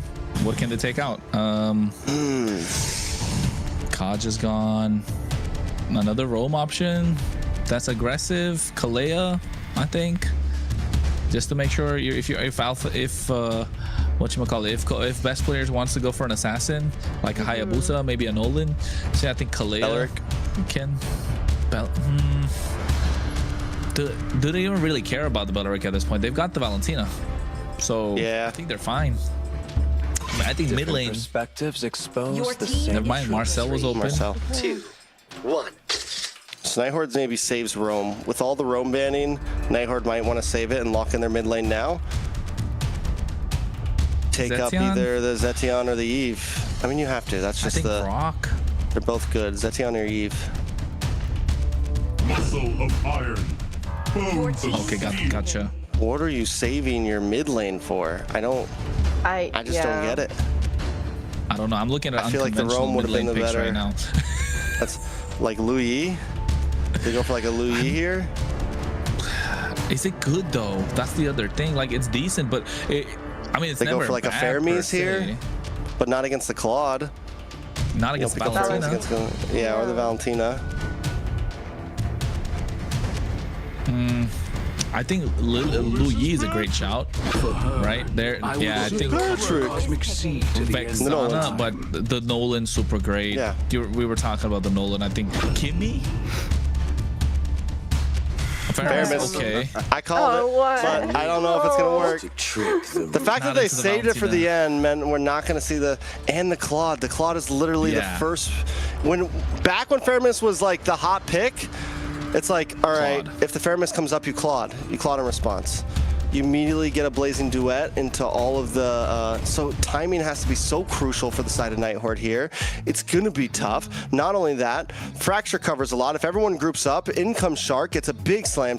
Nats as well with Dark Waves. I mean, overall, a lot of this composition just picks apart the Fermis. I think it was a risky play that could have been done in a much different game. It was a pick that they could have used in Game 2, Game 1, Game 5 if they would have got there.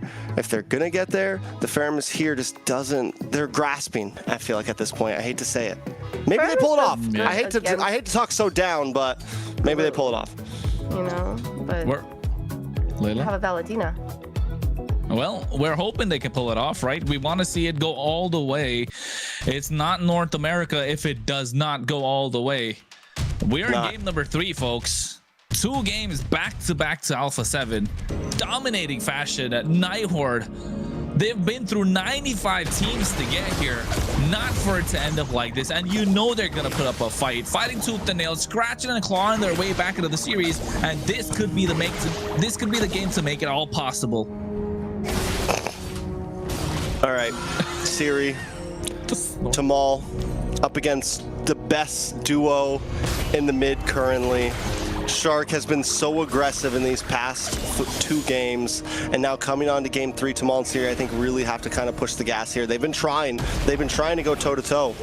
But honestly, Tamal's been a bit of a weak point. He's got to step it up, get the rust out of your systems, put some oil in those joints. I mean, and do something here, because Nighthorde is on the verge of going to match point, and Alpha 7 is just, like we said, it's flow state. Taking a look at the emblems, everything not too crazy. I mean, overall, we get to pull it together from Siri.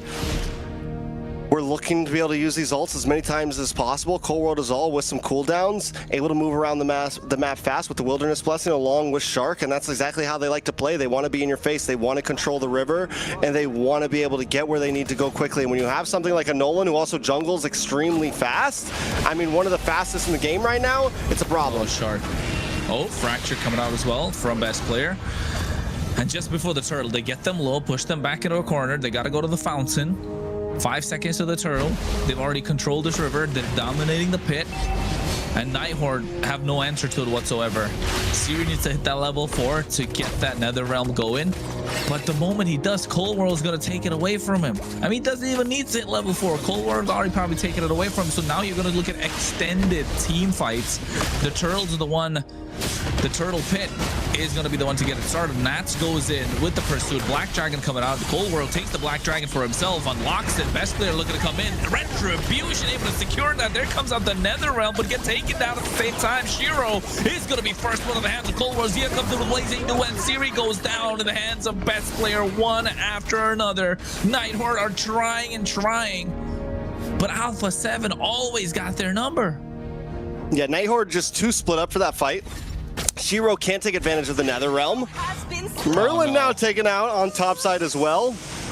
Nighthorde just getting torn apart in pieces, even in fights. Kistler able to flicker in and finally get a kill for himself. That is huge. One thing we didn't point out that I think maybe Layla was trying to say, the Feramis does in a sense do good against the glue when the split happens, right? It can be like a counter to the glue.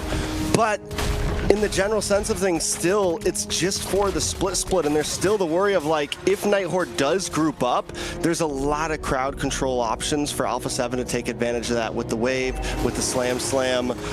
The Fracture covers a lot of range as well. Cold World with look at the damage already.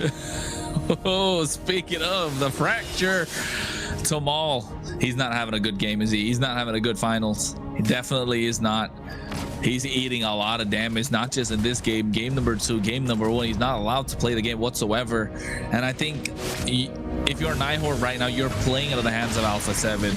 Because I think we've said this before, Alpha 7, and that's flickers out, wasn't needed, but just making sure he's safe. But proving a point. To continue, you know, Alpha 7 have some of the best individual players in their particular lanes in North America side of the MCT, right? Individually, they have some of the best players in their team.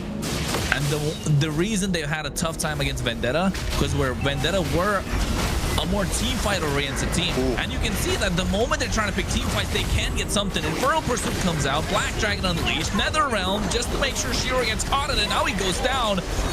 And best player able to find Siri with the Fracture. Merlin now running for the hills, and I don't think he's going to be let go of. Another kill in the pocket of Alpha 7 North. It's game number 3, and it's a highlight reel of game number 1 and 2 all matched up into once right now. Best player 4, 0, and 2. Shark, man. Big dash under the top, under the bottom. Oh! Blazing Doe comes out as well. Shark with a grab, trying to pull him back as well. Kistler gets taken down. And if you took a look at the AOG, when Tamale was trying to use it, Shark was waiting for him to get there. Not just that, they're juggling tower damage, the aggro, just to make sure Z is able to get that kill. And now Cold World, Aston forward, looking to pick off Siri. Might just get this one as well. He does. Merlin finally finds something for the Night Horde. 2 kills on their side, but 5k gold lead in the hands of Alpha 7 North. Yeah, that was a value meal at the price of Cold World. You get a tower, you get 4 members of the Night Horde. Top tower going down as well to Nats right now. Buy 1, get 4 free, plus a tower, plus a kid's toy, and the Happy Meal in the form of a tier 3 on the top side. Items now locking in. We're already looking at almost 1,000 gold lead in each member's hands. 1,800 in the hands of best player, plus 2 levels. Shiro goes down. Alpha 7 are on a roll.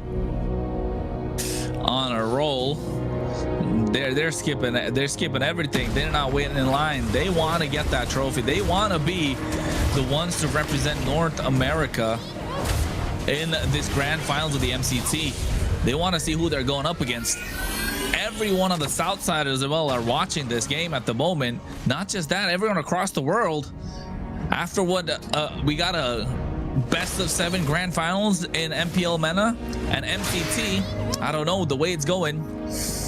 Night Horde are backing themselves into a corner. Their own worst enemy, their own Achilles heel at this point. And you can see Shark creating so much disruption with this blue. Tier 2 in the mid lane just falls quite easily. Destroyed.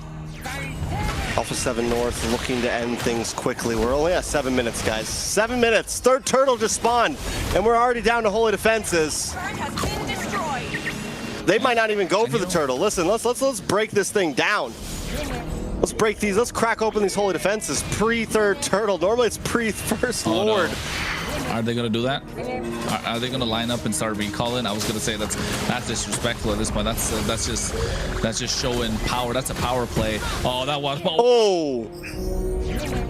power play. Where were you? What are you doing, Siri? Turret has been destroyed. I was saying, Trex, like Vendetta pushed Alpha 7 to the limit because they didn't want to play this individual laning phase games, right? They don't want to separate. They want to group up. They want to get these 5v5s, get the macro on point, put Alpha 7 into a difficult position where you know your team can outplay them. But in this case, Night Horde are not able to do that. These are individual plays, and Siri goes down again.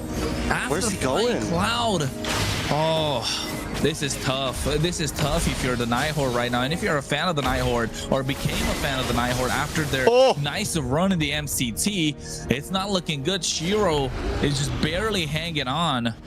Best player's 13. Shiro's 9 at this point. Recalls are starting to come out. They didn't want that turtle. They didn't want that Lord. Oh, they go gung-ho.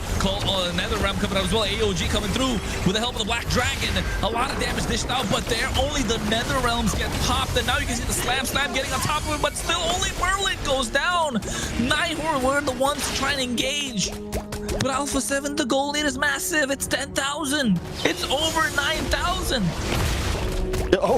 Did we talk about the fact that they only took one? Whoa, a little bit of damage. Zia? Yeah, not just that. Look at the Dark Wave coming into the backline. Shark goes. He does pay the price, but Tamal almost falling out. The burn is showing, and Cold World able to get that off with a glowing wand. That is insane. They finally go for Lord. They were kind of testing the waters to see if they could break through without even taking it, honestly. Only 1 turtle got taken this game because by the time the second one spawned, Alpha 7 was already at their base and just wanted to keep on pushing in. 10k gold lead in 9 minutes. It's about 1.13k a minute. It is criminal. It's unjust at this point. Daylight robbery. 3.5k gold lead to just best player alone. It's daylight robbery. It's illegal. This should not be allowed by the Guardians of the Land of Dawn. And you know what? Not just that. Even the Lord's on their side. It's marching on the mid lane. Night Horde right now, they got a cut brow. They're bleeding over the eyes. Referee would throw in a towel at this point. Night Horde. They got no towel. No towel. You gotta watch it happen as Alpha 7 kicks in your doors right now. Yeah, we wanted to see an all-out brawl. We wanted to see it go all the way, not a Ronda Rousey versus Gina Carano match. At this point, with the way that went out, the Night Horde, oh, they're trying to hold their own, right? Can they really do anything? The Flying Cloud, they're just having fun at this point, but they lose all inhibitors. The one good thing they do have is Kishra on this carry, but you need to buy time. At this point, we're talking 25-minute time. Tamal goes over the AOG, goes down. There's the Netherrup trying to save it, but what a Petra. With Elf of the Furious, this could be the moment that they're looking for. Blaze No, it comes out. Sia tries to buy some time. Shiro did get 2 with the help of the rest, but the look at the base. Crystal, triple kill in the hands of Siri, but Nats is hacking away, along with Shark in game number 3 in their pocket. Alpha 7 North, match point. For just a second of that game, it looked like Night Horde were about to turn the tables. But Alpha 7 quickly put doubt into any hope that anyone had for the Night Horde in game number 3. And now, in an Alpha 7 fashion, we are sitting at match point, Layla. Match point, and from the looks of it, it might be what everybody's talking about. It's starting to look like it's heading that way. Listen, G, don't get out the broom, okay? Whatever you do, if Aiko's watching right now, do not grab that broom. Somebody go check his live stream. If there's a broom out, it might be time to place some bets in the other direction. They put the guest coins on the other side, and this was a quick game though. 10-minute 38 seconds. About to say, G is probably, you know what, maybe he's not getting the broom out. Maybe he's practicing his French right now, you know. Oui, oh. Omelette du fromage. Oh my God, you're really looking at to get good cheese at this point. But Night Horde, 6 kills on their side. Alpha 7 20. And the skills that Night Horde got were off of mistakes or overextensions from Alpha 7 North. And they must be chuckling, having some fun in this game, laughing around. Because at no point did Night Horde look like they were in control. And why were they not in control? The entire game, they tried to take these individual plays. They wanted to outplay the opponent, not looking to maximize what their lineup can bring into the table as a whole, as a collective. And the problem being, when you're not playing as a collective against a team like Alpha 7 North, they are going to wipe the floor again. They're going to wipe the floor with you. We've seen that before. Every single team in MCT North tried to do that. The only team that has not tried to do that was Vendetta. They wanted to take it to them 5 versus 5, collective versus collective, and that's when they were able to push them the distance, pushing Alpha 7 to a point where we thought, do they really have it? Do they really have what it takes to get to the finals? Do they really have what it takes to get to EWC, to the mid-season cup? And you can see why. And now all of a sudden, Night Horde are playing the game that Alpha 7 have mastered throughout the entire MCT. I don't know. The final boss might be a little too much for the new up-and-comers at this point.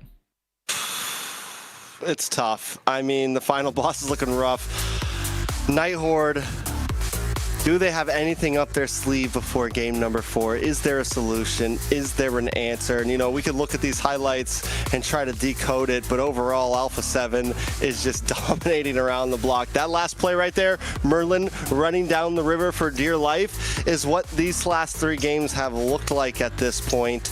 We haven't had a single one yet where Night Horde has had a gold lead, where they've been able to stall the game more than 15 minutes, and that is unusual, right? Night Horde normally is a team that can go the distance, that's willing to push other teams to their brink. Even when Night Horde got swept by Vendetta, it was down the wire, and Alpha 7 right now, they're just toting the wire. They're hanging out. They set the line themselves for how this should go. Yeah, and I want to say it might have been a different story if they had the original roster, but what can I say? Just we'll see them next time coming back stronger with that roster locked in. Already giving up, Layla? Come on. Come on. Already giving up? No way. I mean, unfortunate that they don't have, you know, they don't have their RR at the moment to provide those massive EXP plays or have Merlin open up the map for them. Yes, but don't count them out. We're still talking about North America. We've seen these kind of games before. We've seen them go the distance. It was a 3-0 dominating few games, and then all of a sudden it got flipped around. You can't write scripts for series like this. And the one thing being, for Nighthorde, they still got it in the bag. Again, we can't say this enough. If there's a team that can take any team to the distance, it is the Nighthorde. But to get there, they got to get through the brick wall first. And that brick wall in this case is Nats. He has been the difference maker for Alpha 7 North, and you can see why. 4-0 AKDA. If you cannot get past them, there's no way you can read Zia, right? Zia is the one that's the pillar for the entirety of Alpha 7 North. But if you can't make it past the wall, you can't get past the door, how are you going to look at the pillar? How are you going to surround? How are you going to hack away at the pillar, man? MVP performance tracks. Nats Entertainment once again just coming through. And it's funny, I always want to say it every time it's with a different hero, but obviously it is. We're in global ban, so I can't really hype that fact up. But still, Nats has just showed dominance around the board from the beginning of the season. What was it? Week 1, we got to see that insane. I mean, the moment we knew Nats was going to be a star this season, the moment he got that 3-man Black Dragon Petrify on day 1, I'm pretty sure it was, right, Kronos? You remember that? Yeah, bot lane by the turtle, was. 3-man Petrify into Furious Dive. I mean, overall, this guy has been making plays happen back and forth, Layla. A difference maker. Yes. Yeah, he's done very well. It seems like his hero pool is very deep, but he can make any of these heroes work for him. And he's definitely a pillar in the team as well. Nah, he ain't no pillar. The pillar is Zia. He's the wall. You got to get through the wall to get to the pillar at this point. But you know what they're doing, Shark's though? the foundation. Oh? I mean, yeah, I would say so. The cement on the ground. What's Who's best the player? He's the curtains. He makes the room look good. Nah, bro, he's the heat He's the that gets swag. your blood pressure kicking in. He's the heat that gets your blood pressure kicking in. Well, that's Zia. Zia's the fireplace. No, I mean, if you think about it, with the way that the Alpha 7 have been playing, they've been beating Nighthorde pillar to post at this point, and Nighthorde have no answer whatsoever. And if there is an answer, it's got to come through a collective team play. If you're trying to take it individually against the Alpha 7 North, there's no team in North America right now that can beat them there. Vendetta took collective plays, looking to dominate the turtle pits, looking to get these trade HP in the early game, layer the skills, get them at a -1, and then utilize, and then box out for your goal laner so you can dish out the damage. That was the play that Vendetta went with throughout, right? Every single time they go against Alpha 7 North. And Alpha 7 North struggle against a team that looks to box out for their marksman or box out for their goal laner. In this case, it's just not there. In this case, Nighthorde, they're not boxing out. They're not looking to make, they're not looking to trade HPs or get them to a -1 point before the turtle. Their rotations have been off. Their decision making has been, there's been hesitation in terms of the decision making, and Alpha 7 are just capitalizing. At this point, Alpha 7 are too locked in for Nighthorde to be playing this loose. Yes, locked in they are. And make sure you guys in the chat are locked in for our diamond drop that's about to happen, okay? So how this goes is, in the chat, the mod will be asking you questions, be engaging with your mod is gonna help you win those diamonds. The diamond drops are happening on our official channels on YouTube and TikTok, so make sure you're following MLBB Esports and watching the live stream from those official channels on these 2 platforms to be able to have the chance for that diamond drop brought to you by Bonox. Question. Bonox. Yes. Do Alpha 7 North start playing around with their food right now? I was literally just about to say that. When they win this hard, when it's 3-0, and it's not just like, it's not just a 3-0, guys. We're gonna be honest here. This is a, we've only been here for an hour and 45 minutes, and most 3-0s take us to about 11 p.m., 10:30 p.m. That's what the past couple 3-0s have been. It is something for sure. So if they do, but do they risk that? It's grand finals. I don't think you do. I think you put your foot on the neck and you finish things here. Don't play with your food. Go for the kill. Nah, Okay, you know what? and- At this point, Alpha 7, entertain us. Please And- pull out the Hellkirk. Get something off-brand. Give us a Fanny Rome Petrify gonna Shark. have Let's some see it. fun. Shark signature. Shark signature. But, you Get know- Zia on the Lancelot in the gold lane. Just do it. It's okay. So they're gonna have some Johnson fun with their Jungle. food, but you know, the Nighthawk, are they gonna just sit there and be that food to be played with, or do they go out with a bang? Do they go fight one last time and see what, you know, show us what the Nighthawk can do? I mean, it does look like they are making some last moment changes here. They're going to have a quick roster Are they? swap. Yep. But it is not the roster swap we exactly want. RR is still not joining us. Merlin will be moving back to the Rome position, but Kaizen will be jumping into EXP. We have not seen Kaizen play, I don't think, yet at all, right? I Pull don't out our know. trump Has card. he? This could be the Kaizen has moment, not played you at know? all, but at least you get Merlin in the Rome. And that's where his comfortability is. That's what they did back when they took Tamal out. Merlin jumped in a Rome, and it was kind of a game changer. Yes, it's not RR, but at this point, right, it's match point. The past couple of games have all been under 13 minutes. You have to do something. It could be the tipping point, right? It could tip the scales in their favor. And I think the one good thing is Merlin definitely has showed out in the Rome position better than Tamal. Tamal's not been able to control the river. He can't hang with Shark, man. Shark is dancing circles around him at this point. He's got birds and butterflies moving around at this point. It feels like a cartoon, but it's getting difficult for Nighthawk, right? And you gotta feel for the other players too, because they put in so much hard work to get there. Not like they're here just to get wiped by Alpha 7. Of course, Nighthawk, they've, out of every single team in MCT, they've had the most grueling path, right? They've had the toughest path to get to this point.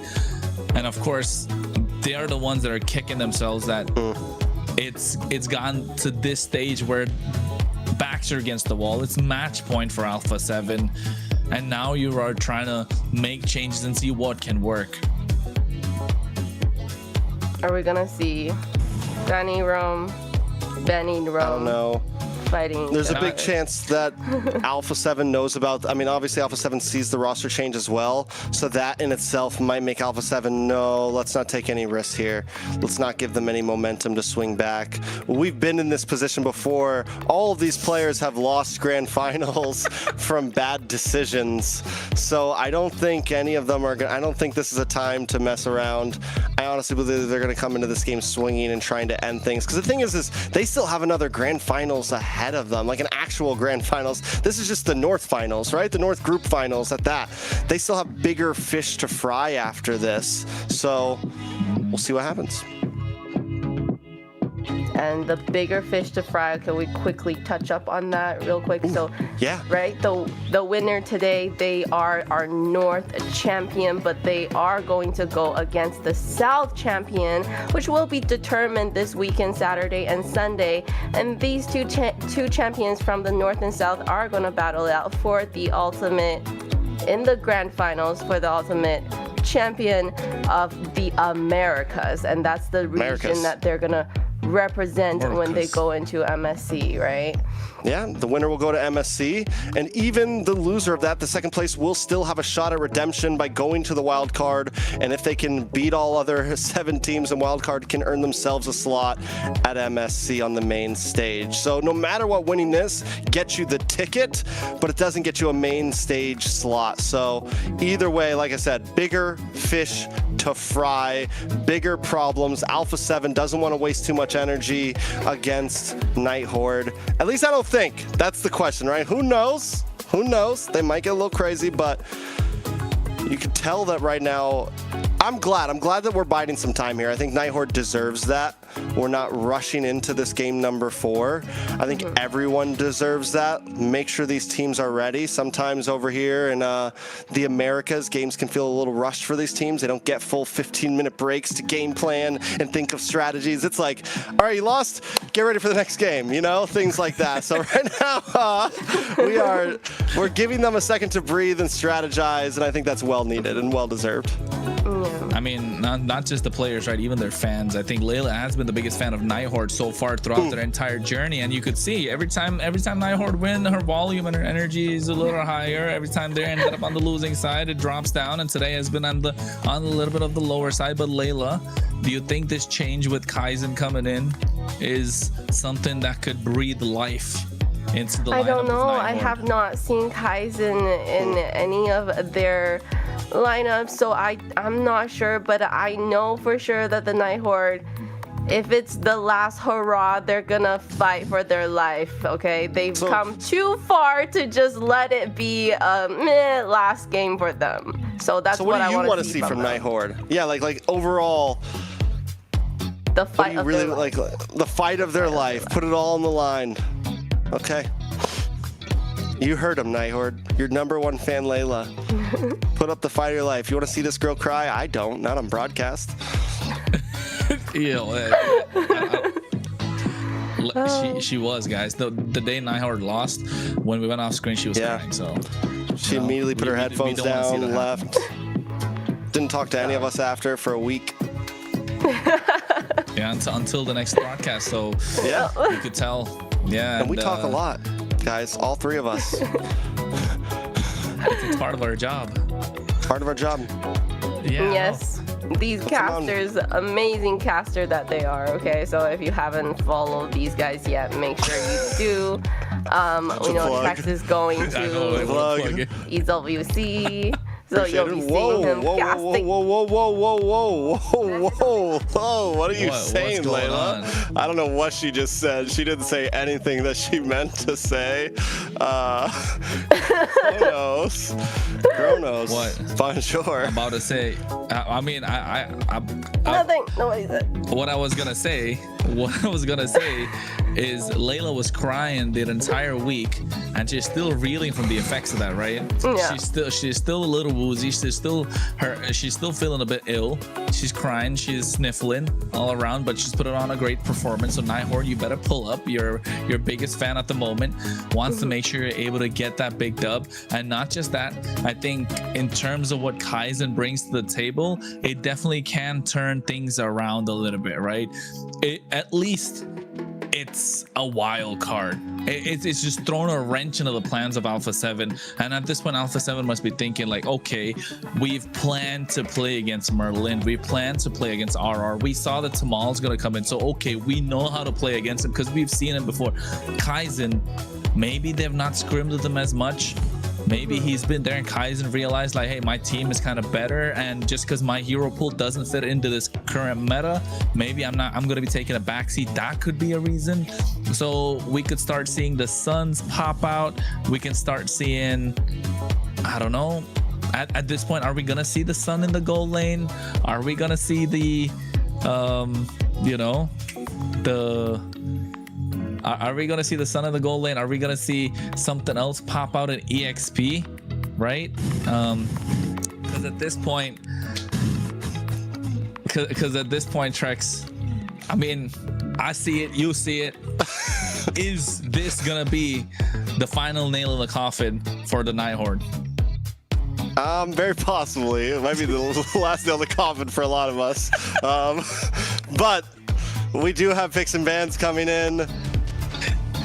Let's talk about this. Nighthorde on the blue side has opted for blue side. They've tried red, they've tried blue, they've taken the blue pill, they've taken the red pill, they've been in reality, but either way, they are getting taken out 3 games in a row right now. With Kaizen in, a new face on the team, the bench, a guy that we haven't seen play at all, but Merlin gets to go to that roam position. He has honestly been the problem child, right? He's been the star of the team for a while. Many games has he been able to save things in dire positions. Can he do it now? And possibly the most important game of his entire life. Fight for the ultimate answer. Is banning. Hilda gone, Harley gone. Imagine his debut in MCT Grand Finals, life on the line. Whoa, he must be feeling the pressure. Have you seen those animes where, like, you know, the game's going on and then the sub comes in, he walks into the pitch, right? Yeah. This could be someone can clip Like this, when- tag MLBB like when Esports, win yourself some. Gohan takes on Cell, right? Like when it's like. Yeah, sort of. Yeah, not just that. I mean, sorry. Yeah, you know. yeah. Yeah, but he walks in and then all of a sudden he feels the heat of the room just like build from 0 to 100 just because of the fact that he's walking in such a clutch moment. I think he's feeling it, right? Not just that, hopefully he's had enough time to warm his fingers up, warm his hands up, warm up his mind to make sure he can get to that point, because Nighthorde will be relying on him. And that's another point. Will the Nighthorde rely on him to make these plays? Are they going to play a little bit more towards Kistler and tell Kaizen, all right, listen, you just got to hang in there. Don't lose to Nats. Keep him in the lane. Do they give him something in the drafting phase to make sure he can keep Nats a little bit busy? Keep him occupied. Proxy the waves. Don't let Nats get out of control, because the moment Nats gets out of control, Alpha 7 will dominate the entire game. So Nighthorde need to find a way to contain him, and is Kaizen gonna get the job done? I think that's definitely the question. Good strategy. I feel like the way, they took a while to actually get this game started, and I think that's, the strategy that they were going through, and I actually think that's exactly to keep Nats occupied so that he cannot go and rotate. And what great way to do it with a Uranus, right? Uranus has been very annoying. He can cut the lanes. Let's see what Nats would answer with that. Yeah, I mean, Uranus is a solid pick. It's something that I think in a situation like this, it's well-rounded. So many XP laners. If you've been playing a while, it's comfortability, I think. That's why Nats, Merciless, all these guys do so well on it. It's something it's a hero that's been in the game forever, right? All the way back to when it was literally just Esmeralda and Uranus inside of the XP lane. But that also means Nats knows how to deal with it very, very well. They pick up the Gord plus the Khalid. Alpha 7 here. Also just keeping things similar. And so far they're not. Oh, but Shiro is going to risk it. Your team is picking. Cho comes up as a quick answer to make sure, as more of a takeaway, I think, from Alpha 7 here. I think it's a failsafe for whatever assassin comes out on the other side. And I was gonna say only the Suyo is kind of left open. And is there a better time to pick up the Suyo if you are best player, if you're Alpha 7, or it's match point? It's match point. You punch your ticket to Paris, right? No matter what they say, no matter how you played your games, it's okay if you got Cho on the other side. You're warmed up right now. And that's another thing I've noticed. They never really give best player to the Suyo in the first game, just to make sure he's locked in when he gets this hero in his hands, because it's a guaranteed dub for Alpha 7 whenever he gets in his hand. Not just that, when Cold World also picks up the Gord, they have the early aggression. They can play front to back. They're taking away any sort of high ground from the other side, any sort of burst that could come out. And you can see Moskov plus Alice taken off just to make sure Fanny will have a great time. There's not a lot of crowd control from Alpha 7 to stop this Fanny. Yes, it is present in the form of the projectile and the raging sandstorm. They leave the Kaja open though. Oh no, the Khalid's still there though. So I don't think the Kaja is going to come through.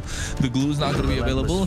I think if you're Alpha 7, just get something in the XP lane, like, there you go. Arlot comes through, and you have some form of crowd control with that final slash. But if you're the Nighthorde, how are you going to round it up? Where is your damage going to come from? What is going to be your goal laner? They don't have the Beatrix. They don't have the carry. They don't have the Harriet. No Moskov.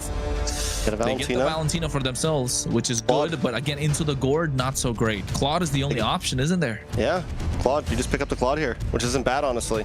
Claude's always decent. Nighthorde draft doesn't look bad at all. The fact that the Khalid got locked in so early, they felt comfortable.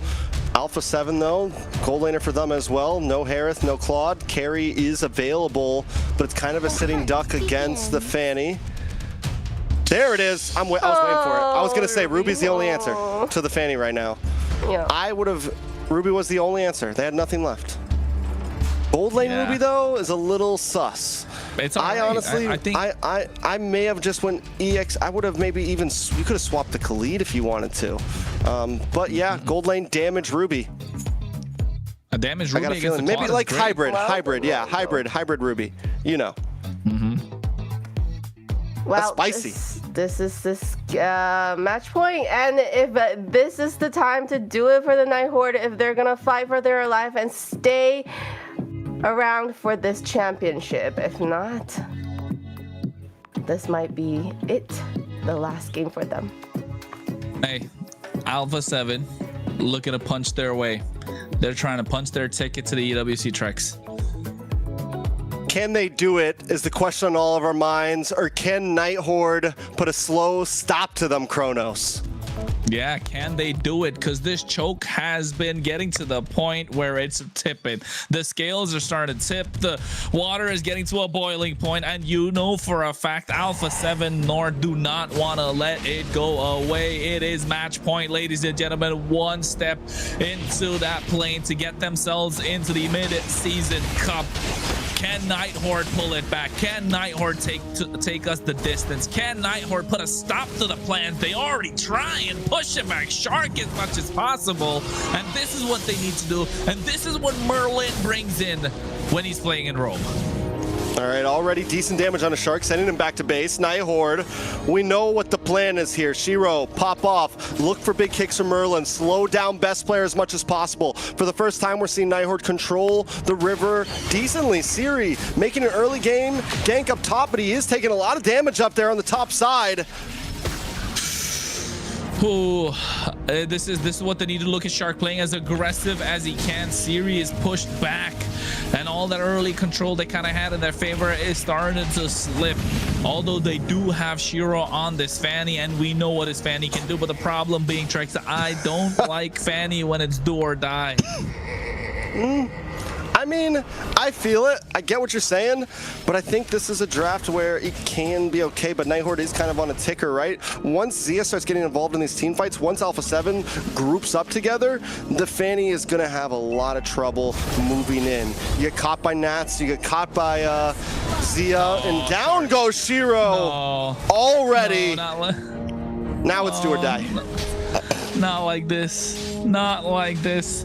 Not the hero that you want to snowball in the early game. Shiro's gone. The threat of the Fanny, which was present now, all of a sudden neutralized. Cold World getting the gush out as well. Raven Sandstorm with the help of a flicker from Siri. And now you can see they're trying to go for a broke. Nat's able to pick off Siri at the moment. Shiro goes in. Final Slash coming out as well. Kaizen able to make it out of harm's way with the help of the flicker. But Alpha 7 North are not done with them. Here comes the Blade Surge as well on from best player. Looking to catch Kaizen off guard. He's just a little too tanky at this point. Purple buff is going to be the one they're looking to contest. Merlin flickers out as well. Alpha 7 North know what the job is. They already got the job half done. They're just looking to put a full stop to this entire conversation. Yeah, and they're attacking at multiple fronts. Kaizen getting pushed down on the boss side as Shark and Cold World attacked by the purple buff. Nobody's safe on the Night Horde right now. They tried to make themselves space, but they're immediately getting sandwiched. Once again, Shiro tries to go in, and Zia's already there waiting for him. The pocket is ready. The trap is set consistently by Alpha 7. And look at Nats being proactive as ever, moving to the boss side along with best player. Kaizen gets vision, but Shiro may just lose this orange buff. And he does. Oh, Kaizen is trying. Kaizen is trying. Look at Shiro. He goes in, able to find Nats at the right time. They trade Kaizen for it. So Shiro, he's able to pull something back for them. Oh, God. They're coming out of Sharp with the help of the flicker, and best player finds a double. Ooh, Alpha 7 North. They're not here to play. They just want it. I felt they that want one it so bad. I felt that one in my jaw right there. That one hurt. Shark going long distance, catching Shiro. Every time he tries to do something, he's just denied. Merlin with a nice kick though, paired up with Siri. Yeah, Cold World gonna go down with the help of Merlin. They got something done at this point. They're pulling one back slowly and steadily, trying to build the lead. Kistler, Art of Thievery on the Shark. He's trying to buy some time. There's a quick sand guard, but look at best player coming at the right time. Sia going for a pincer as well. I'm offended, misses. Now Shiro goes to the back line with help of the Cutthroat, able to find him. There comes the blazing dirt from Kistler. Shiro left in no man's land, and best player finds another. He's on a killing spree and able to get the Sky Piercer to top it off. And Night Horde is putting up a fight. Layla wanted that. They're putting up a fight, but right now, the big problem is even though Shiro's getting kills, even though Merlin gets killed, even though they're finding picks, best player is 3-0-1.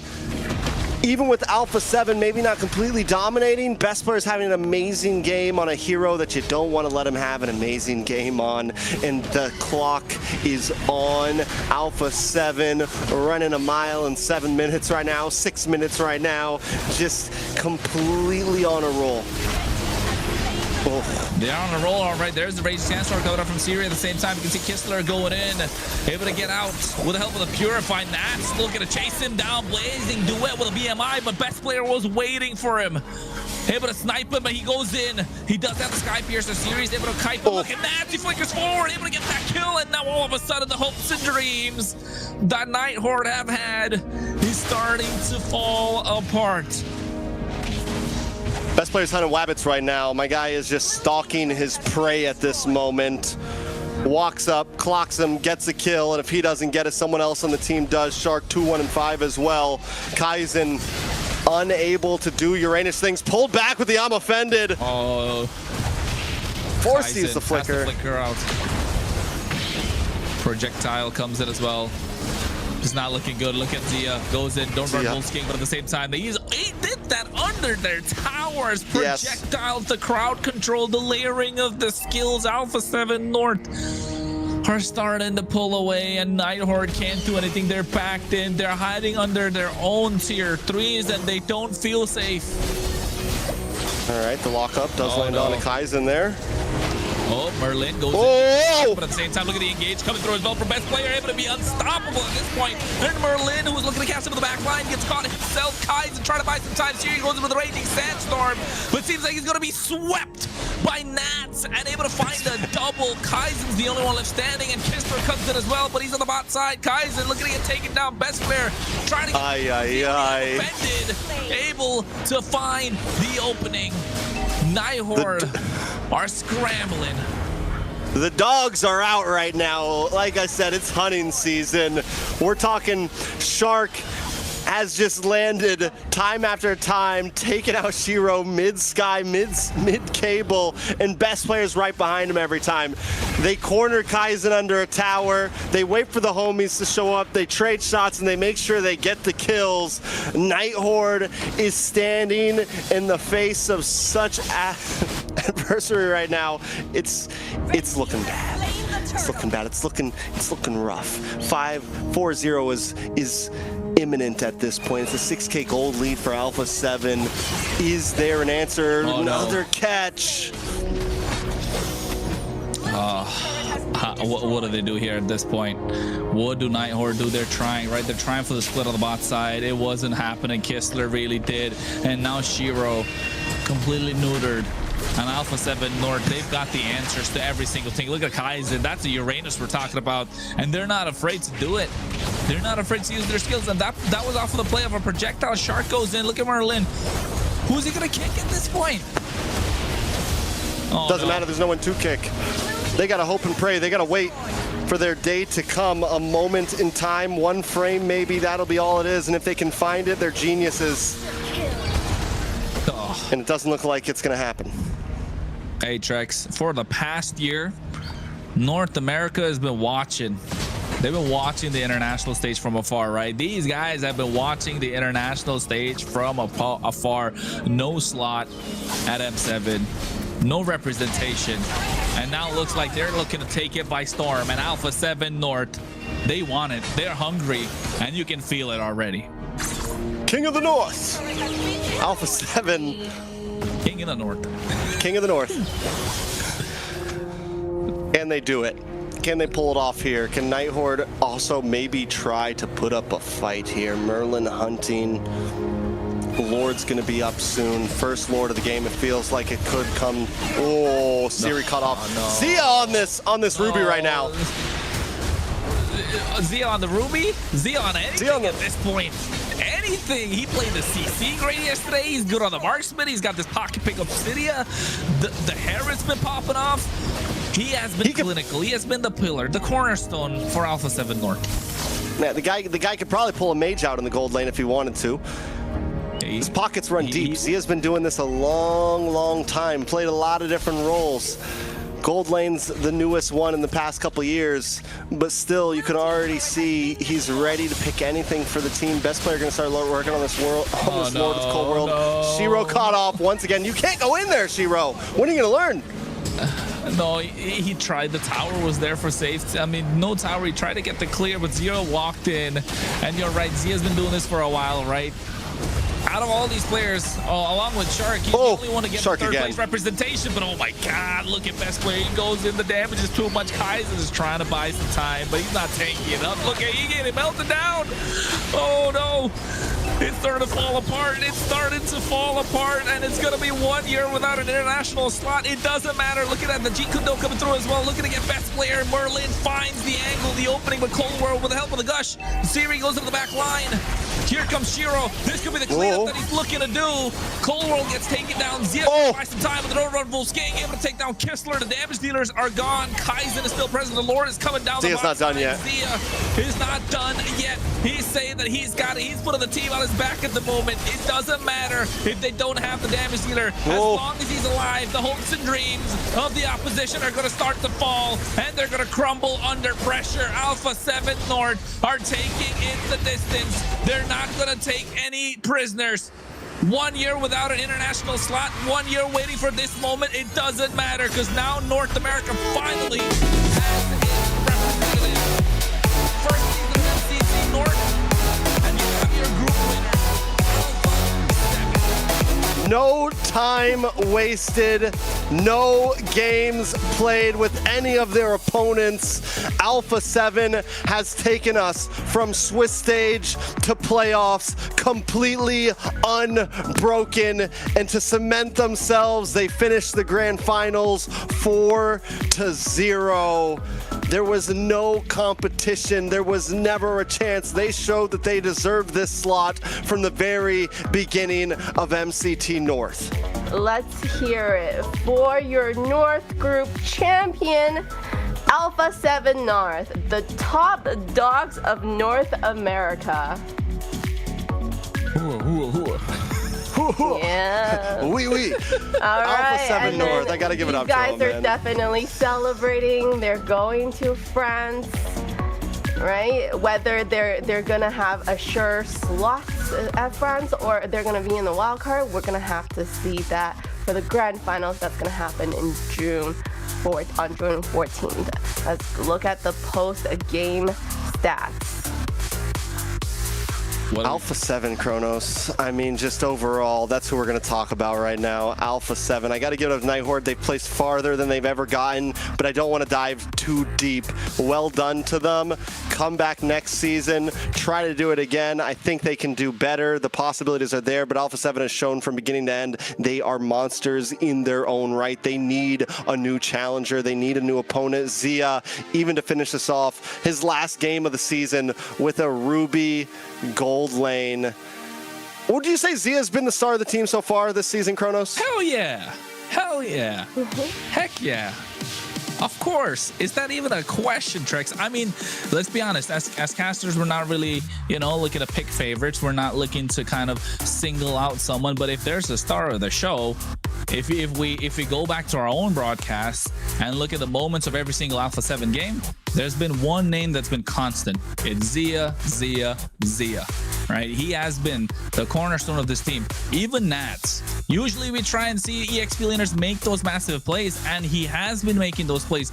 But the moments where Alpha 7 have lost, it has started with the downfall of Nats. And when Nats is down, best player doesn't have the space to work with. Shark is not able to be that secondary initiator. Cold World is left wide open. But in the midst of all that, yes, so is Zia left wide open, but he's able to find those moments, those pockets of those moments of brilliance, right? That kind of puts the team on his back, and he says, hey guys, I am still here. He's the most vocal person in that in that VC, and you can tell because the way that he plays. It doesn't matter if his teammates are having a bad game, but he is the one that you need to stop. And in this game, you could see on the Ruby, we've seen him on the CC before. We've seen him in every single marksman right now in the meta. It is global ban, so we've seen him play almost every single pick that is kind of viable. The Bruno, the Claude, the Herod. And and it's showing. The experience shows, because he's one of those that has seen the highest of highs and the lowest of lows in North America. He has been there, who was kind of a off-brand pick for them to go to the world stage once, where they finished 3rd place. You know all about it. Everyone had their doubts, but now at this point, if you have any doubt of Alpha 7 winning, you don't. You put your faith in me. That's what he would say. But guess what? Who was along for the ride with him? The guy who's been the standard. If he smells blood in the water, he's coming for you. And his name is Shark. Will he be the, you would say, the MVP of the rivers right now? I mean, he's a shark, but he resides in the river, right? He's taking his territory in that river and really controlling the pace of the game. Definitely does. With the way that he plays the early game, he needs the control, and once he gets it, it's hard to stop him. All right, so Shark, this is a guy that has more international stage appearances than any other player in North America. You know, in terms of like, you know, the legends, the OGs, the legacy, a lot of times Shark doesn't get put in the topic because he's not the face of the team all of the time. But whether you like it or not, I love what you said, Kronos. He is the standard, the roam standard across the map. Even on an international level, people will put Shark as one of the best to ever do it. Yes, definitely. He's the reason that every single time North America goes in, like, he is the one player that a lot of teams, a lot of other coaches look out for, right? If you kind of put Shark, if you're able to stiff arm Shark, you know for a fact your team's gonna have a great game against North American representatives. And you said it best, he's had the highest representation for North America in the international stage. And there was a point in time in this season of the MCT, there was a doubt if he was going to play. And look where he's come. He's the one that's winning the group. He's won the entire North group for the Americas Mobile Legends Bang Bang Championship Tour. And you know what? I just took a peek. He got out the broom this time, but he got out at the right time. He brought it out after. He brought it out after. Yeah. I went and shot him a message. I'm not gonna lie. I was like, "Don't do it, G." It was game 3. I was like, "Don't you dare." That thing's cursed. Well, but he got on the broom though. He did. And sweep, we got the sweep. Amazing gameplay. I have to say the Nighthorse they did fight for their life, right? That last game. So good job still for the Nighthorse. Unfortunately, they will not be moving on, and we will be seeing Alpha 7, the top dogs of North America, representing maybe the whole America as a region at the MSC. So very proud. Probably still crowd favorite, so you know, there you go. And better way to let's go say hi. Let's go say hi to our new champions of the MCT AMER North. Golf claps. All right. Like, where are the claps, man? We can't hear it. Hello, Zia, and we have the rest of the team, the whole team of Alpha 7 North here. Okay, first of all, congratulations. How does it feel to finally complete the journey and be crowned the North American champions? It's not over yet, no?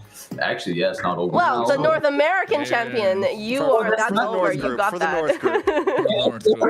That's nothing. Honestly, that's nothing. Okay. Yes. So you guys are looking ahead. You're looking for what's to come, right? Sorry? Nope.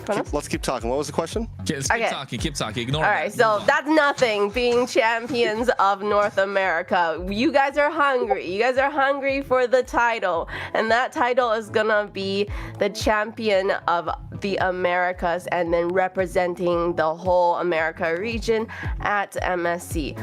Do you guys think you're ready? Yeah. Yep. Yeah. All right. What have you done to be ready for that? Well, we prepare a lot. We practice, we scrim, we rank together a lot. This whole boot camp was just us practicing a lot, you know. So we came here, did our work, and we finished the job. Not fully, but for North Amer, at least we finished it. Yep. Okay. Kronos? Congratulations, guys. Congratulations. It was a long wait to get to the playoffs. So it was 3 weeks. I could see every single time in your guys' stream, like, you got to wait for AMER MC to start again. The wait has definitely paid off, but the job is not done. Like you guys said, there's still another team to beat. Nobody wants to be in the... everyone wants to be in Paris for the MSC, but nobody wants to start from the wild card, right? So... have you guys done any research against some of the South teams, or are you going to be watching this weekend to see who you're going to go up against? We're probably gonna watch this weekend. That's for sure. Have you watched it before? No. Honestly, no. But now that it's playoffs for them as well, I think I'll also be watching them a lot too. Okay. And have you guys been practicing your French? No. We should though. Wait, you know my name is what? My name? Yeah. What is it? It's Jamal Fawzia. Jamal. Oh. There you go, a little bit of French there. Enough to get by, maybe. All right, guys. You know, I feel confident for you guys. I feel good for you guys, you know. Coming into this, coming up against the South, how do you guys feel? You know, do we think it's going to be a big challenge? Do you feel confident going into it? I think a lot of us, you know, that have been watching you guys on the north side for this long, we feel pretty good about you guys going into this. Where's your guys' heads at? I think we'll be okay. Yeah, I think we'll do fine. Honestly, I'm kind of excited. Yeah, kind of excited to go there and play Brisbane. The derby, because we'll be in person, correct? We'll be in person. Yeah. Derby, North versus South. The derby that everybody is excited to see for the Americas. You guys have never had a problem with the South before. You'll be fine.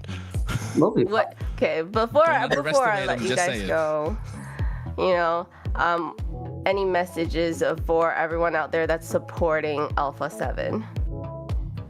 Appreciate the support, everyone, all A7 supporters.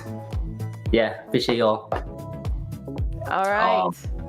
And we'll see you guys at the grand finals for the Americas. Good job, guys. Congratulations again for being crowned the champion of North America. Cool.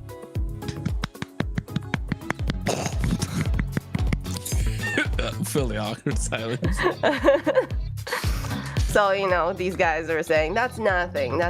We got it in the bag. And yes, they're the crowd favorite. And, you know, they showed the crowd why they are the favorite and why they are just the face of North America. And you know, we couldn't have done any of this without?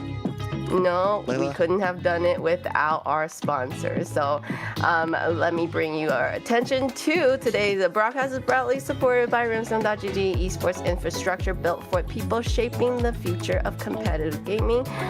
From real-time data to live fan tools, Rimstone helps make esports more interactive, more insightful, and more engaging for everyone involved. So make sure to go check out Rimstone.gg and support them like the way they have supported us throughout this whole season.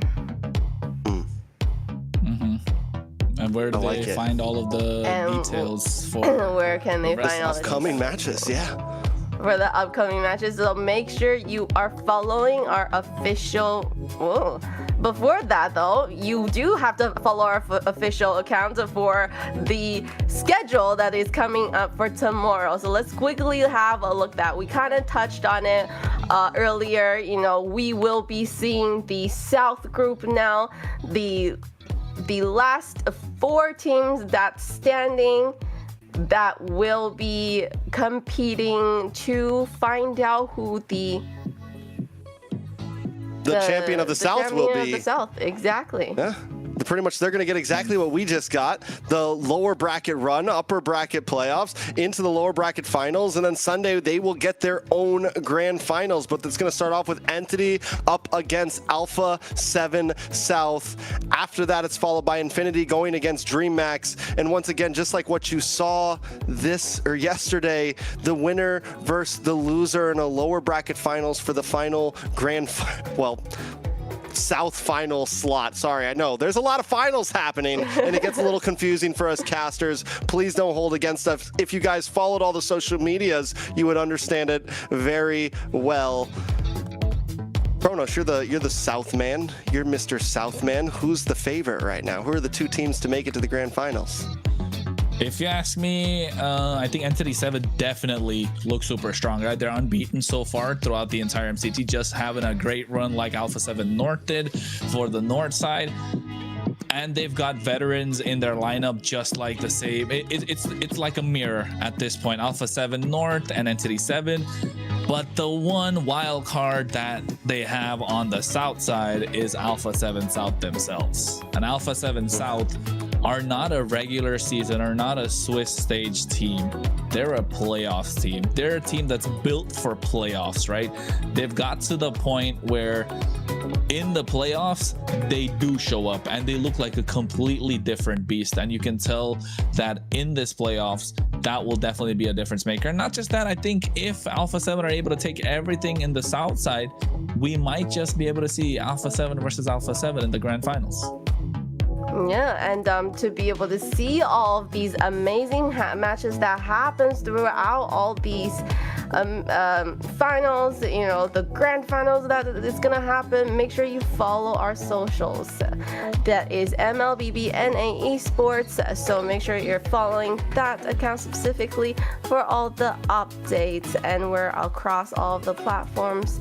So there is that. Make sure you follow so you don't miss any of the highlights, interviews, and updates as we continue the road towards AMER Grand Finals. Yeah, it's been a heck of a season, guys.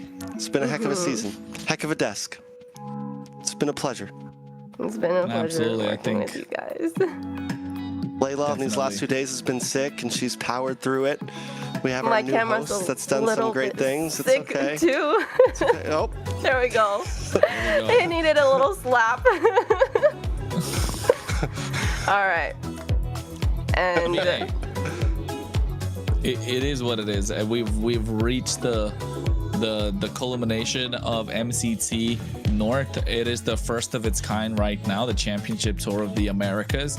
Only the North side is done. The South side still stands, as we have Saturday and Sunday to find out the victors.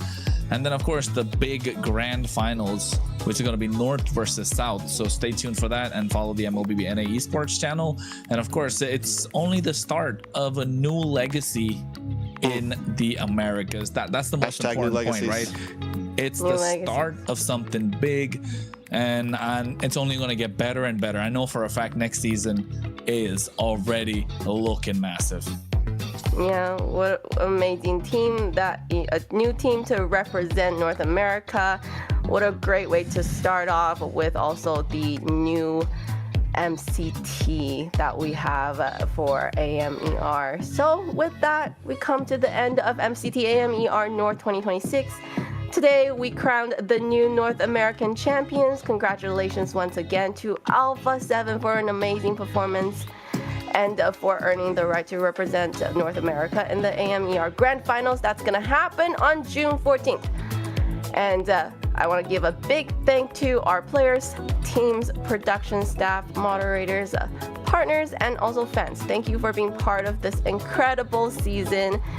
And special thank to Kronos and Trex for all of their insights, analysis, and unforgettable moments throughout this broadcast. I'm your host, Layla, and thank you for watching MCT AMER North 2026. We'll see you on June 14th for the MCT AMER Grand Finals.